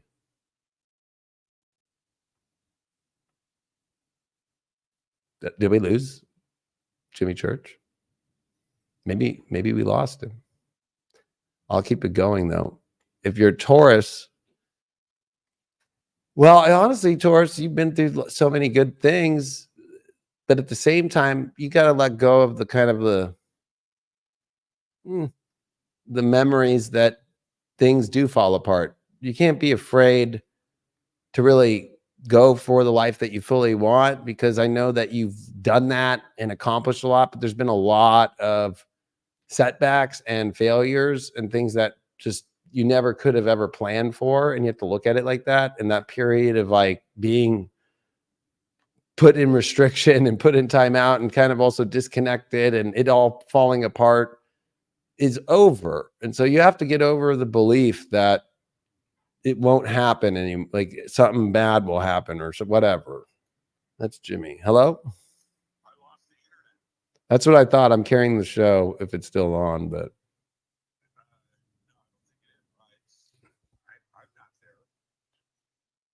it's saying yeah, I'm still there. I'm still live. Yep.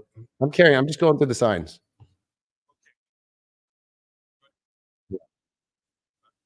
Yep. Yep, I got it. All right. Bye. Jimmy lost his internet. So honestly, I'll be honest with Taurus. Like you have everything at your disposal in your life. You just gotta get your head straight. That the bad shit ain't gonna happen. If you keep thinking about it, it will. And you can't be afraid of losing your independence that you finally found, or trying to kind of find this place that nothing can touch you, where everything's going to be safe, because nobody's going to meet you at that place. So you have to come back to kind of the bottom of the weird place that you've gone to feel safe and where nothing bad will happen, to kind of get back with the tribes again and meet people. Because, you know, doing your own thing in your own place and kind of protecting yourself. So, and I get it. You had a rough 2010s. The whole 2010s were rough. But you don't want to become the Rambo who's all alone out there by yourself. Geminis, you need to remember you are a wild and fun and exciting and stimulated person. And for some reason, you feel that you have to keep your commitments with things that have lost their sexiness, the vibes that you really want. Believe it or not, there's a bunch of Geminis that are actually like, you guys have turned down your crazy meter and are trying to kind of be normal and think that everything's all good, when really there's something deeply missing. You know, the people that you're around, or even the relationships that they're friends, it's like you're kind of getting pulled into places. It's like, do I really want to do this? You have to get back to your way, what you really want, your true desires, and believe in the most radical thing that you want to do and go do it, instead of like hold yourself back because you feel bad that you're not that into it anymore. You have to be more in touch with that in life. Shit happens. Shit happens that, hey, you're not stimulated, you're not attracted anymore. This deals with your primal instincts that you have forgotten about. You almost are afraid to act upon them. You used to at the beginning of this trade, in 2008, it was like, wow, yeah. Now you're kind of like, but if I do that, what will happen? So you're thinking about everybody else and what's going to happen if you make your move. You're afraid to kind of say, fuck it, and do what you really want. And you're dealing with some really boring situations that really need some excitement. And you can't expect people to change. You can't think that somebody will just be boring and turn exciting. And the reason I know that is because you're in that space because you turned boring, because anybody who's exciting can turn to boring, but anybody who's boring can't turn on exciting. So I'm telling you to flip that switch back on of exciting again and go out and actually find your truth again, instead of living this kind of idea of what truth is and making commitments that you think you can't get out of, when actually, are you really sure you want to go through this new story with those things that feel way off? Cancers, you're the one that, when it comes to this world and it comes to relationships, you know, it's hard whether you're the single Cancer who won't ever have anybody again or can't find anybody because you work all the time, or the Cancers, that's a lot of them, that are in controlling relationships. I know I just said that, controlling, or ones that are just traditional and you want to hold the tradition. you're so focused on your safety that you're chasing keeping everything okay, even at the cost of your happiness. Like for you, your happiness and actually what you really desire, and it's like you have all these needs that are unmet. You haven't even explored them. You're like, think about them. You're the perfect description of somebody who reads like a 50 Shades of Grey instead of living it. So I think for you, that's kind of a weird one because you're afraid of the reputation being damaged. You have so many people that are here to help you to move through and transition out of these really kind of trapped places that you're at. And Jimmy's back.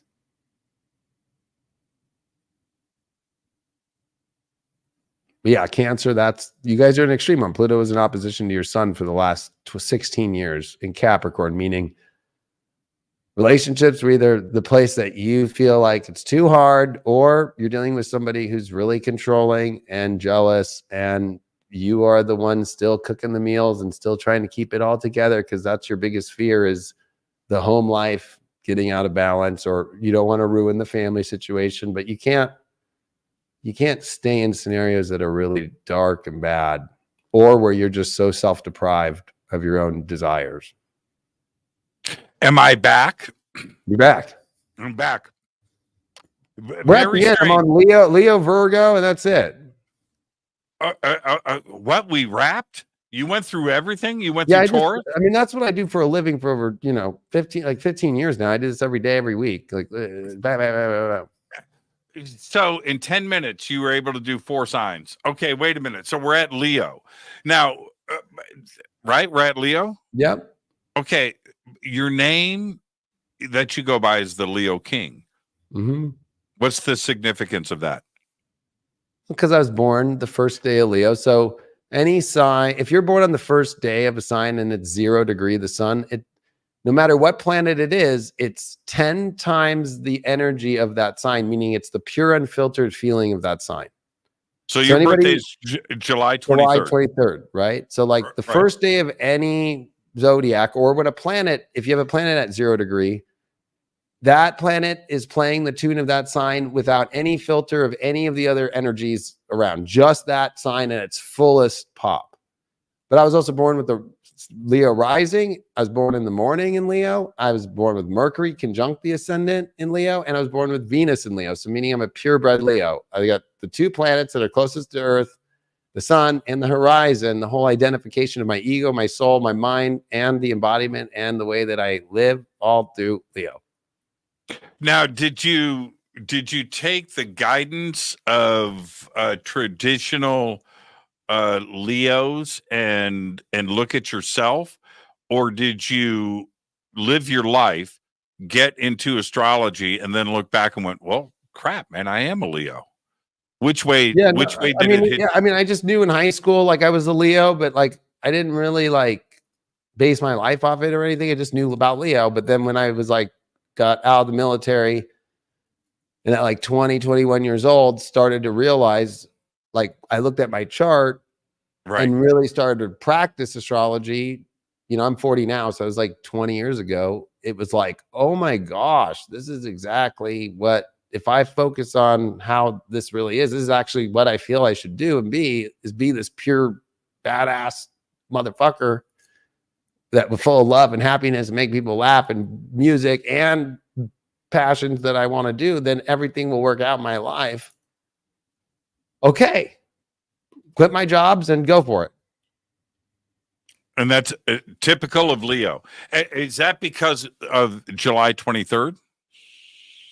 I would say a lot of Leos have that quality of like the courage to do it, right? It's about every Leo is the shyest little cub, but they have their moment of when it's like, you know what? I can do this and do this. We don't compare. It's more like I can do this, and hopefully it inspires other people. Like we always pick the thing that, like I did it really because my friends thought it was cool and I thought it was cool at the same time. And I felt it in my heart. They felt it. And I just wanted to be like, hey, and just call my buddy and be like, guess what your motherfucker best friend just did?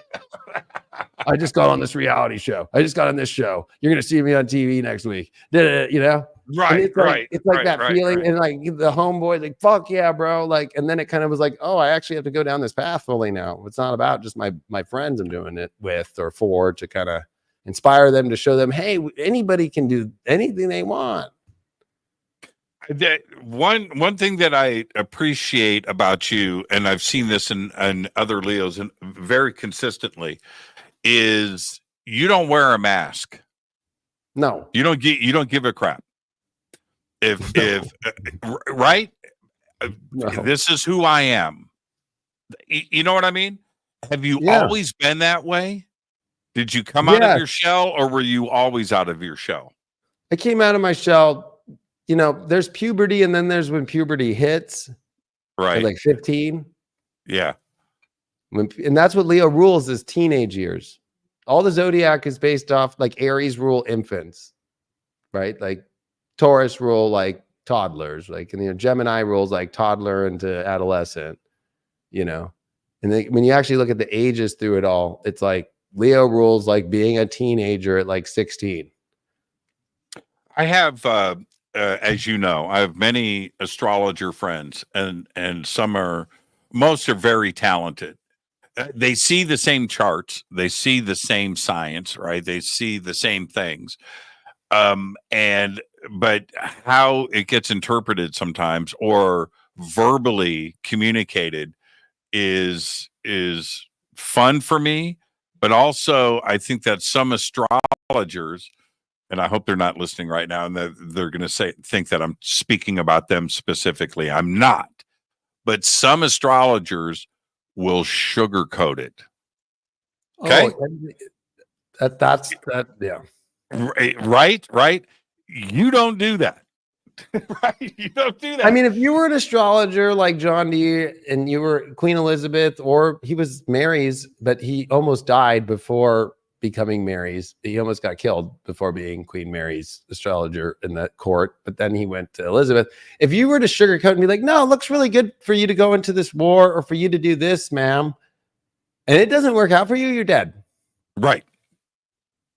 So astrology, there's only little bit of names that people remember through all the last, let's say, 500 years of the Renaissance, right? There's only like 5 to 10 names, not even. And the ones that make it are the ones that do the dynamic, the biggest prophetic, biggest books, biggest, like, craziest predictions, and the things that they don't sugarcoat, and they're not afraid to say, no, this is going to happen, and that ain't, and this is what's the best for you, and not BS, and not feel like, well, I don't want to hurt their feelings. It's like, well, then you shouldn't have come. Right. Right. Now's not the time to be Mr. or Mrs. Empathy. You can't do that. Right. Because in a way, you're actually lying. You're not being truthful. Corporate safe spaces now with TVs that you can watch to feel better. Prayer room. Yeah, a prayer room.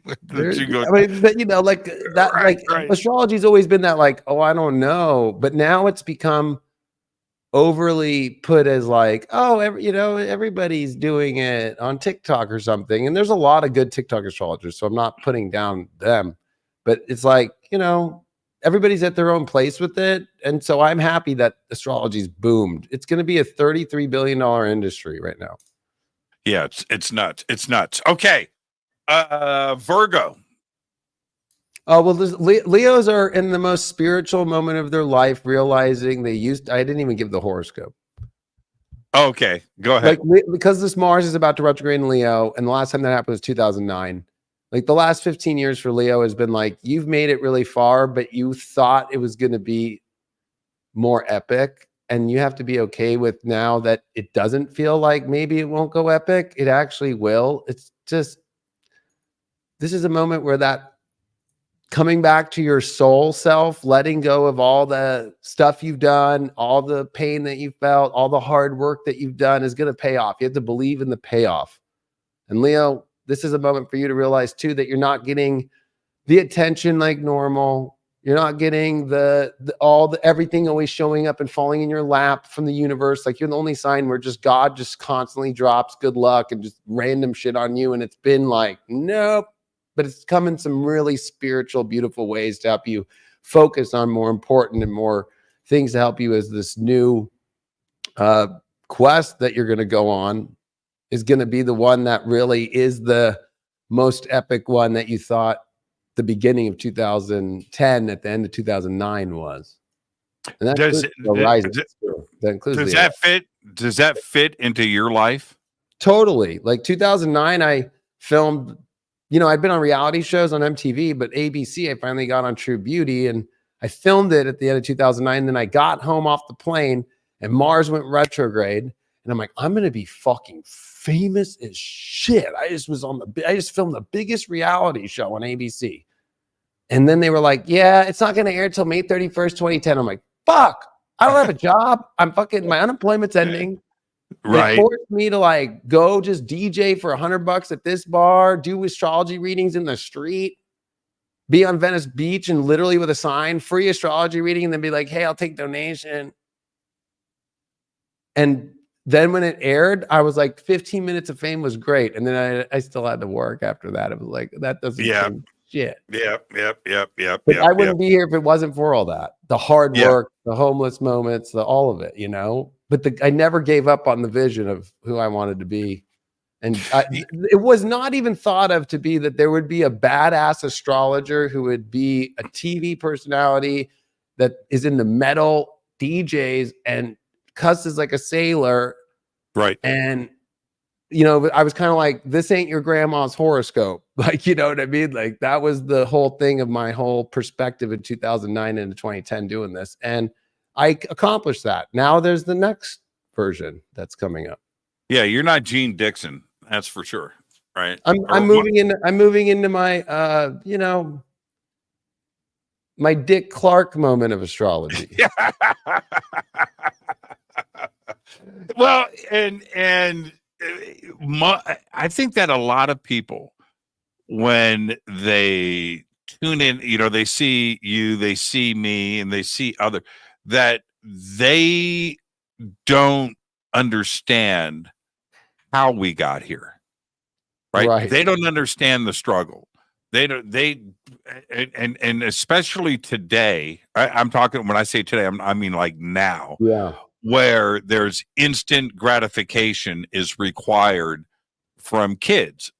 I just get my YouTube channel, I get my Instagram account, and I'm going to be an influencer, and I'm going to have millions of followers, and it's going to take me about a week. It's not that kind of party. Mm-hmm. AI, man, I'm going to get Opus, and I'm going to do that, and it's going. No, that's not how David and I got here. And I it's don't consistency that takes a long time to get into that rhythm and hold it, and you never can stop. Like and there is no big moment. They're all big moments. You have to appreciate them and then just be like, oh, okay. And then once you let go of like what is next, it just keeps it's because of the consistency. It's like a tumbleweed that just keeps tumbling and is part of the scene that it's supposed to be in. Yeah, when I tell kids around me, right? Oh, I just started my YouTube channel, man, and I'm trying to get to 1,000 subscribers. And you got any advice? And and I'm not into breaking hearts, but so Uncle Jimmy, tell us how you did it. Well, I worked 24 hours a day for 7 weeks. For the last 15 years. What? Yeah. No days off. No, yeah, no. No. I never stopped once. Finding your own niche and not looking at what are they doing out there, because there's plenty of everybody doing the same thing. You got to stand out by not trying to be like, look at me, but just like, I'm myself and this is my niche of who I am. And you have to be contributing something to the world that people get something from it, instead of just like, it's not about, hi, look at me, give me followers. People have to want to watch you because they're gaining something that's beautiful and that is good for their life. People don't, there's toxic stuff out there that people are just like, I just want the toxic shit. Like that'll help, like crazy reality shows now or whatever. but it's like it lasts only for a minute and then whatever. It's like to be stable and to keep it going, it takes all that you got. And you have, we wouldn't be here if it wasn't for people that were aligned with the same ideas and quest for these kind of topics. And it's like, that's the blessing, is that you start to find your tribe, and you realize it's not about you, or it's not about this big idea of who you become. It's about how you get to keep connecting with like-minded people, and the tribe keeps forming. And, if you look back at all the people that you probably met, Jimmy, in life, it's like, it's the biggest blessing just to have all the experiences and all the things. It isn't about what like people coming in think it is about. And I learned that in TV before the internet. It was like, oh, what? And I never went to a Diddy party because I was like, that's not me. I never, or I try not to talk about the past or my struggles or what I went through, because I don't want people to think that I'm looking for some emotional investment out of my audience or whoever's. So I just let that part go. But look behind me, right? Okay, David, you've been to my house. You know that my whole house is full of this. It's not just what you see behind me. It's everywhere. But 25 years ago, pawned my guitars to pay rent and feed my kids. Okay? Yeah. Now, you need to stop and absorb what I just said. I believed in myself. I knew that there was a bigger picture here, but it was like that, right? Negative bank account, right? Nothing coming. The electricity Repo is about to be shipped. Yeah. All that. I know that. I mean, mine was the pawn shops had ended in 2008 and 9, but I sold everything I owned on Craigslist. That was the new thing. Right. And then I didn't get much, but I was like, okay, I'm off to see what the hell's going to happen with all this, because I have no idea that I'm going to never give up and go fully all the way. Yep. It's like a cliff jump. Totally. And I just sat back and said, okay, nobody is going to help me. Yeah. You can't look at this is my issue. And nobody wants to help somebody that's got nothing. Right? That's honestly, I'm going to be real. Why are so many entertainers and people from LA, or LA teaches you that the most? That's right. 100%. You have to first make it till you do get collaborative energies, and it's still not help. It's more of like collaborative, but there is nobody's going to make you or help you. Like there is no thing. There is no investor that will save your life and give you everything you want. Like it's not happening. It's not happening. And then, once you get to a certain point, then you're right. Then there's this collaboration, and the collaboration is always, what can you bring to me? Right. That's what they say to you. What are you bringing to the table? What can I get out of you? But that only happens once you get to a certain level, but before that, nobody's giving away anything in this town. No. Man. Here they do eat their young.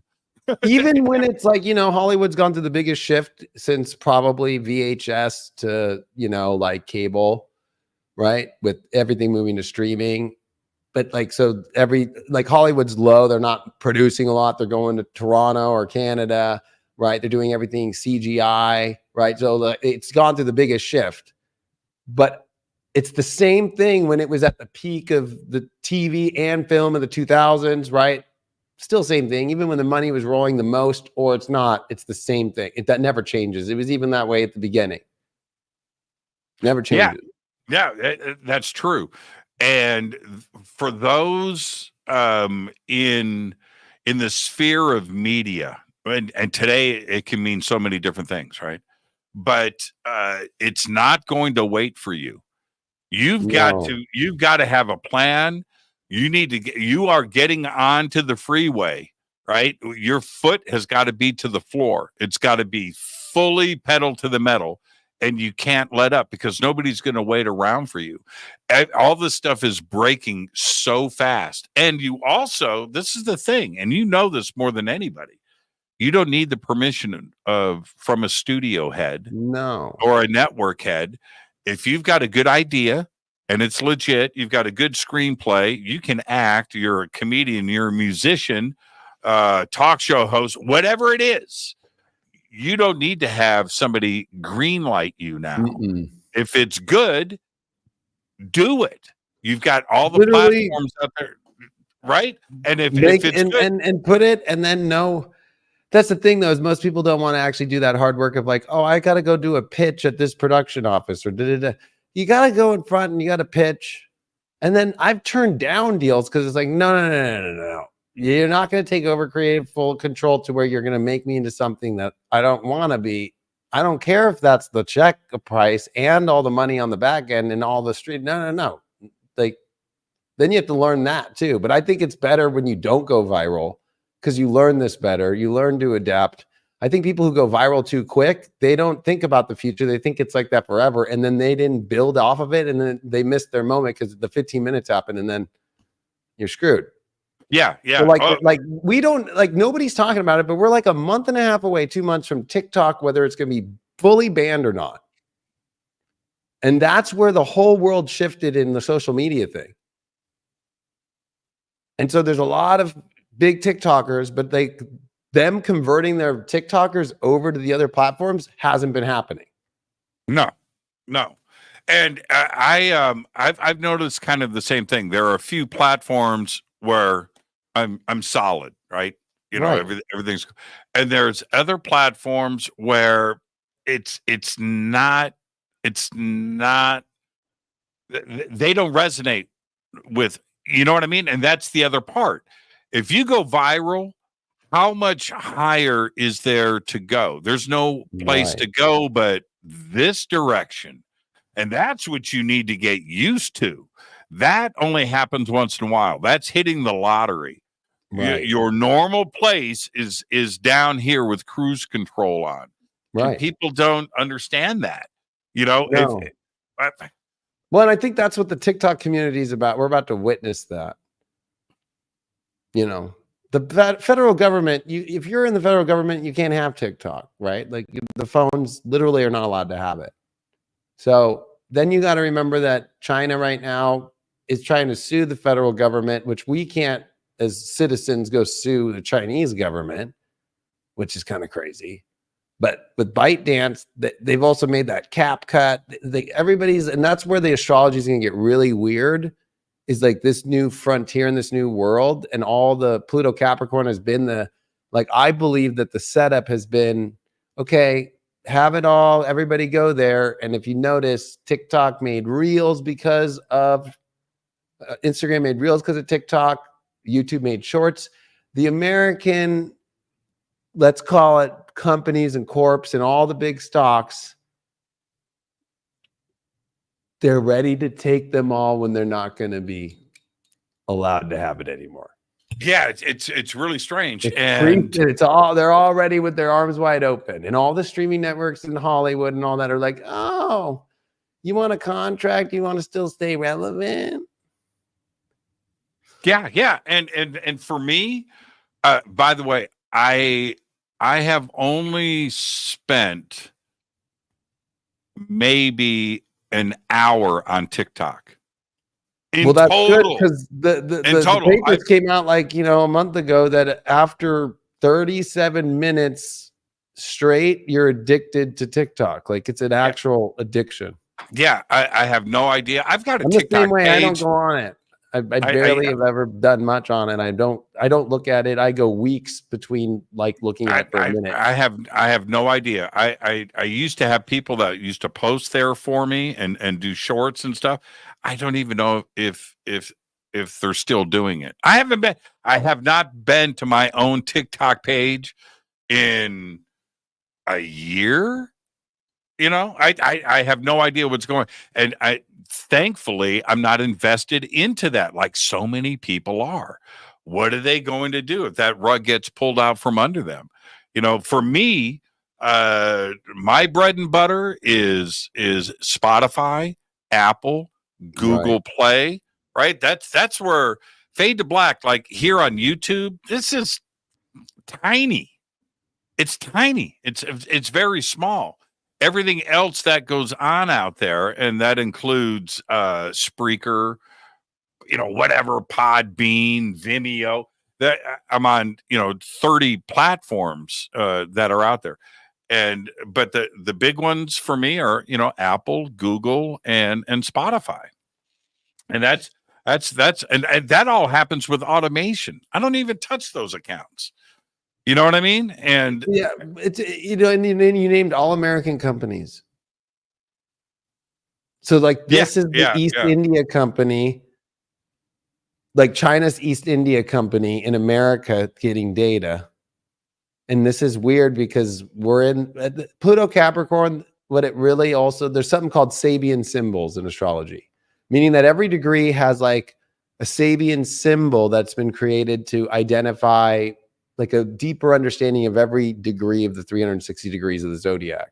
The last degree of Capricorn is a dark secret room full of people that have power and money making their secret plans and agenda. Then you add that Pluto's at that degree, which is about secret and plan. So it's all pre-planned, all that we're seeing with, especially I'm talking about this, right? If you just think about it, okay, we'll wait till the end of the year. And when people aren't, and no, it's like, wouldn't the media be talking about it? Like, what's going to happen? They're not even warning you because they know. They know. Yeah. Yeah. What advice do you want to wrap up on over the next 30 days with keeping politics out of it? That's what I was going to do. I was going to say that nobody's going to be, the results of the election are going to be so not what it's not going to be, because it's about the inauguration day in the astrology of this one. So whatever you see election day, just remember there's weird stuff that's going to happen all in between, that it's not nothing like 2020. It's more way like weird stuff that makes it to where the inauguration day is going to be where everybody, what we thought, it's not going to be what we think. So it's now everybody's going to have fought or been all this over no reason.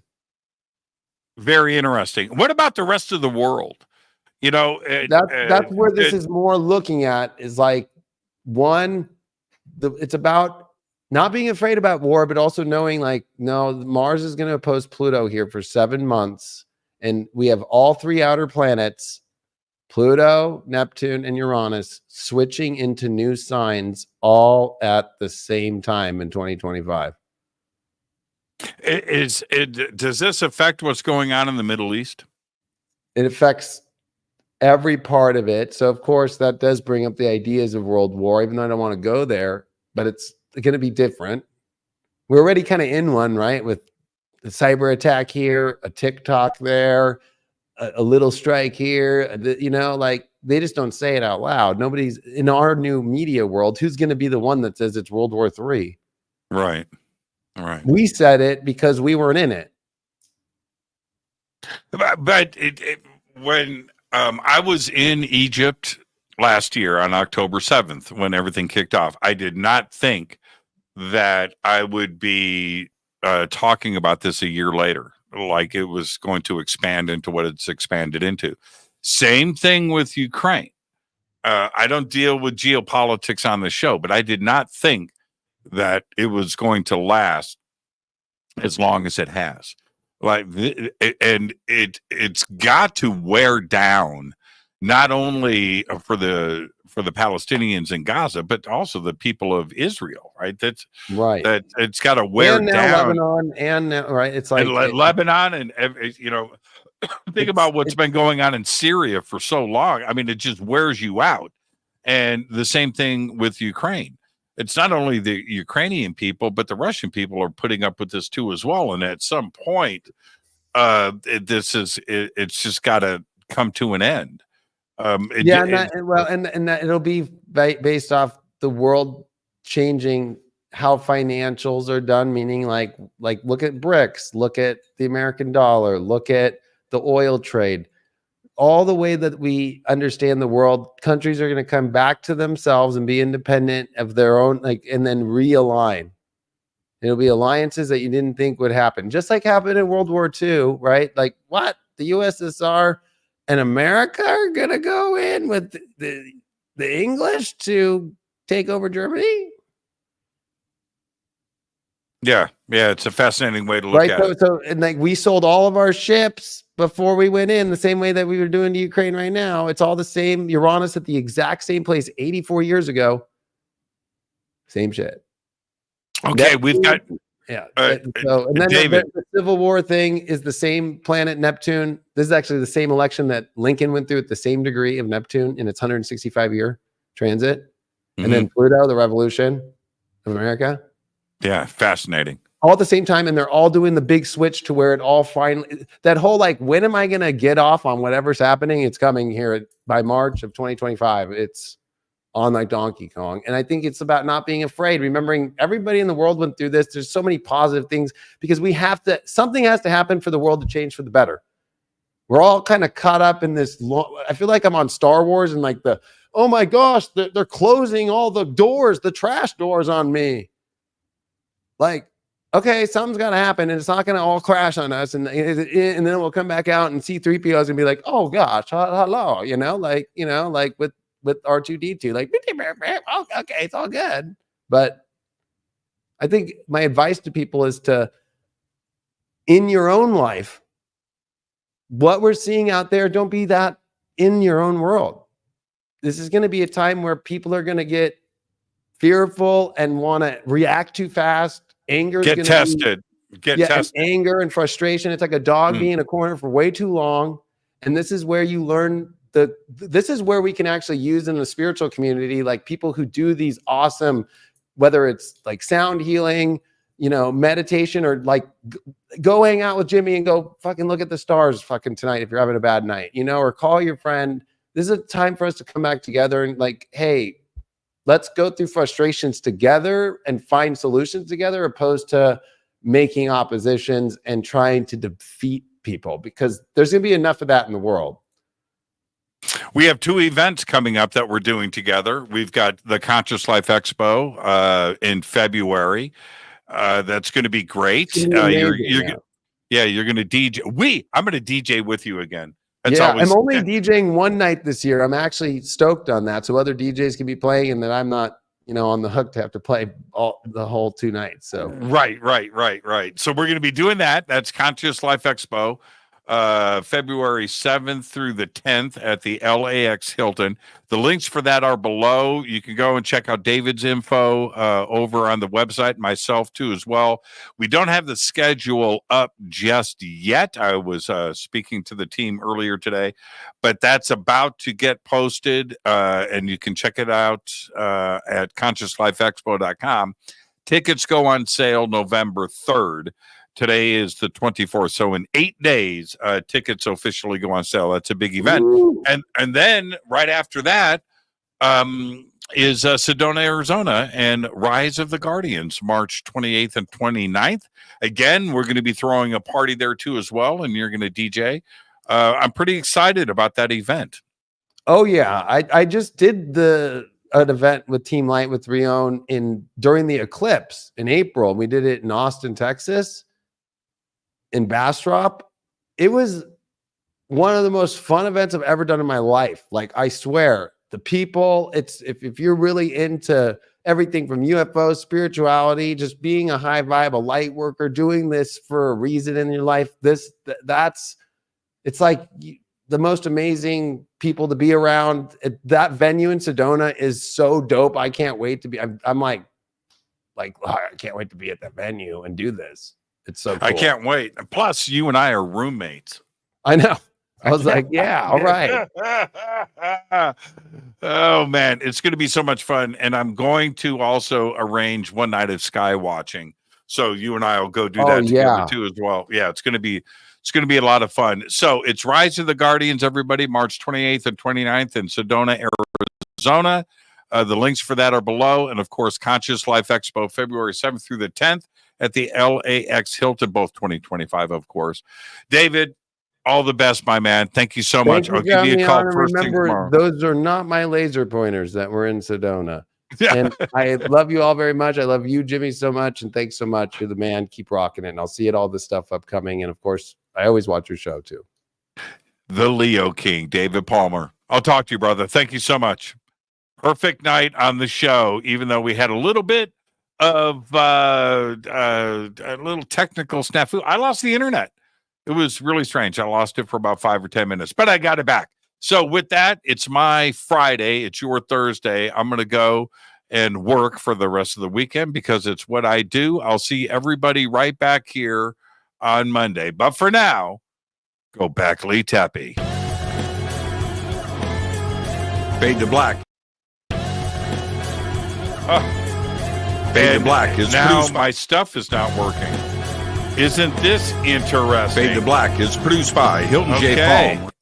Yeah, I don't have anything going on. Fade to Black is produced by Hilton J. Palm, Renee Newman, and Michelle Freed. Special thanks to Bill, John, Dex, Jessica, Dennis, and Kevin. Webmaster is Drew the Geek. Music by Doug Aldrich. Intro, Space Boy. Fade to Black is produced by KJCR for the Game Changer Network. This broadcast is owned and copyrighted 2020.